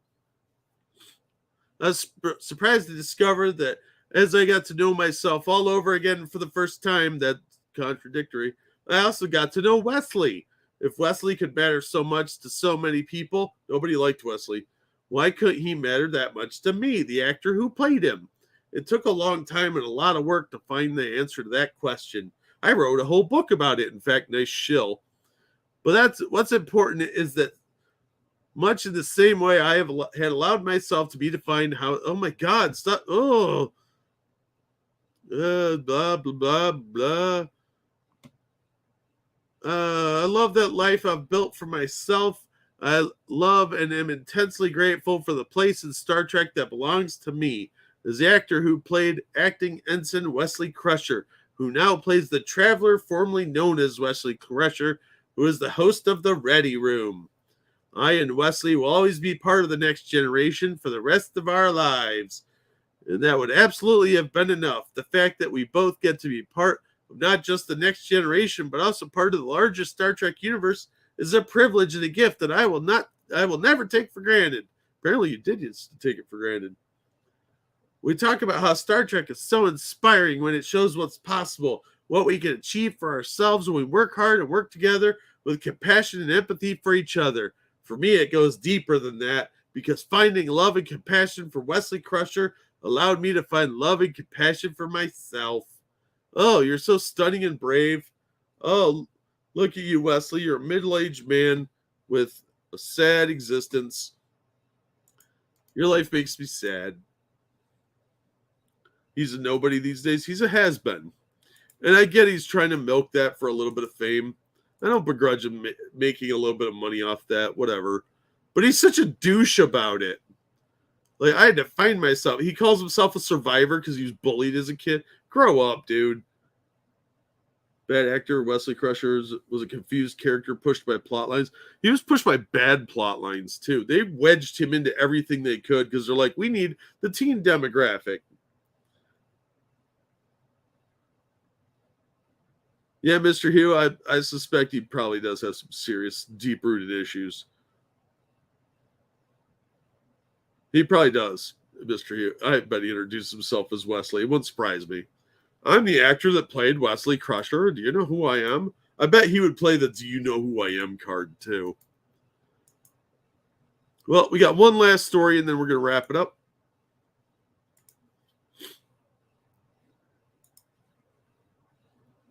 You get bullied, you either get mean or knuckle under. Yeah, you got to have a little bit of pushback. And look, I understand he was typecast, but he still could have hit the convention circuit for years. He's still making money off of his fame. You know, he's doing YouTube shit. He's got that show, The Ready Room. He's made a name for himself. He does a lot of board game reviews and stuff like that, too, playthroughs. And he's got a pretty strong lefty audience. He's a big pussy, though. And I don't like that kid. He's old now, but he acts like he's 20. All right, and the final article from ICV2 is thieves steal $20,000 worth of CGC graded comics from Freak Show Comics in Niagara Falls, Ontario. Two thieves broke into Niagara Falls, Ontario, Canada comic shop Freak Show Comics on the night of Monday, May 2nd, and stole an estimated $20,000 worth of comics in less than a minute. Footage from the store's security camera posted on Freak Show's Comics Facebook page shows two people, both wearing hoodies, kick in the front door and go straight for a display case where they grab the comics, stuffing them in a short box, and run out. They knew what they were after. Despite local news stories and appeals on social media, none of the comics have been found, according to the store's Facebook page. What's really dumb about this is these all have serial numbers. So unless they took them out of the clamshell case, which would make the value go way down, because for some reason people don't want to read their comics and just want them encapsulated forever, these books are going to show up at some point. Because unless somebody kept them in their private collection, which is pretty unlikely, these are going to turn up. And they're going to get traced back. Because these people that did this were probably dumb enough not to know these serial numbers are actively maintained in a database. And that people that are shopping on eBay will probably look them up to see if these are legit, because there's a lot of fakes out there. Inside job, they might just case the place, but it wouldn't surprise me if it was a regular customer. But there was a lot of books stolen. A lot of these are weird, too, like the Batman 189, that's only a 4-point. This X-Men number 9, 3.5. These aren't worth a lot of money. $20,000 for all these. A lot of them are in pretty poor condition. Like 6.5, that's considered about fine.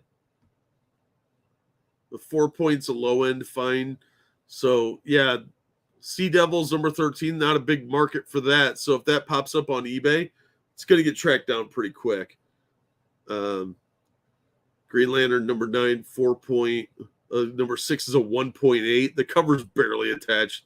That's barely worth even sending that in to get graded. This one's a signed book too. On a variant, so that one's going to easily get tracked down. The CGC number wasn't assigned. I don't know what that's all about.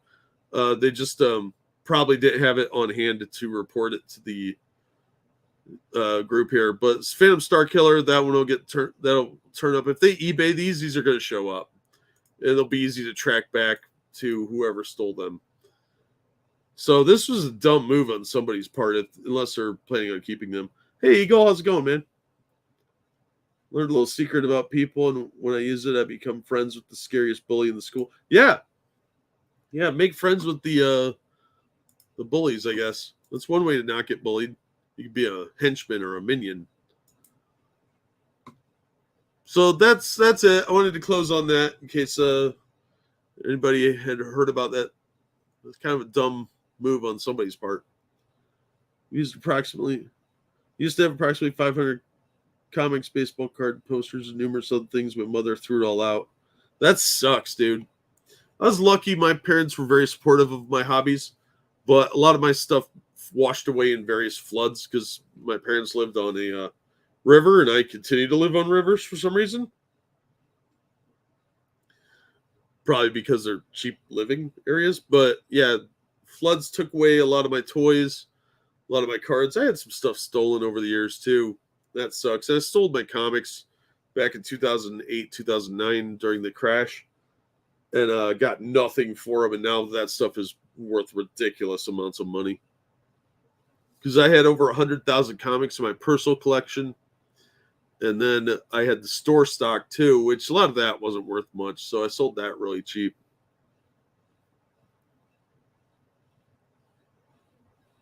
Yeah, it's cool you're holding that stuff, Eagle, because kids should have some of their old stuff to look at and have some nostalgia for. And I think a lot of the younger kids are going to be really disappointed with that later in life when they look back and their nostalgia is for like some mobile game that hasn't existed in 20 years. But you have like an action figure or something, you can put it on a display. Hey, John, what are you doing?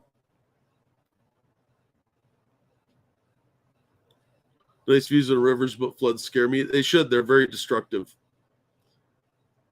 I've lost a lot of stuff to floods, books that I really wanted to keep, first editions, stuff like that.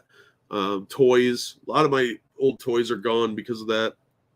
Hey, Pete, how's it going, man? Yeah, I'm wrapping up, Monkey. So yeah, that's all I got today. Sorry for the latecomers there, but you can go back and watch it. Also, don't forget about Grizella's Kickstarter for him and his friends. I have a 98 Godzilla head cup I want to show my daughter, even though the movie sucks. Yeah, those things were cool. Hey, Keldrick. Monkeys and Squitter. Well, I'm wrapping up too, so. But yeah, don't forget about the Kickstarter for Grizella. They're only, I think, about 14 days left, and it needs some support. So if you want to support Grizz, there's the way to do it. Yeah, it's got 14 days left. Like I said, the numbers aren't that great on it. He's a great artist, so he really deserves the support. And remember, after the stream, you can still donate to the Streamlabs if you feel the need. And I also have the super thanks activated on Bad Comic Reviews. So you can donate via that way as well. And there's the latest video for that channel. But thank you so much for the donations. You guys are awesome. Thanks for coming out and supporting the show. And as always, we hope to see you on the next one. Have a great night, everybody.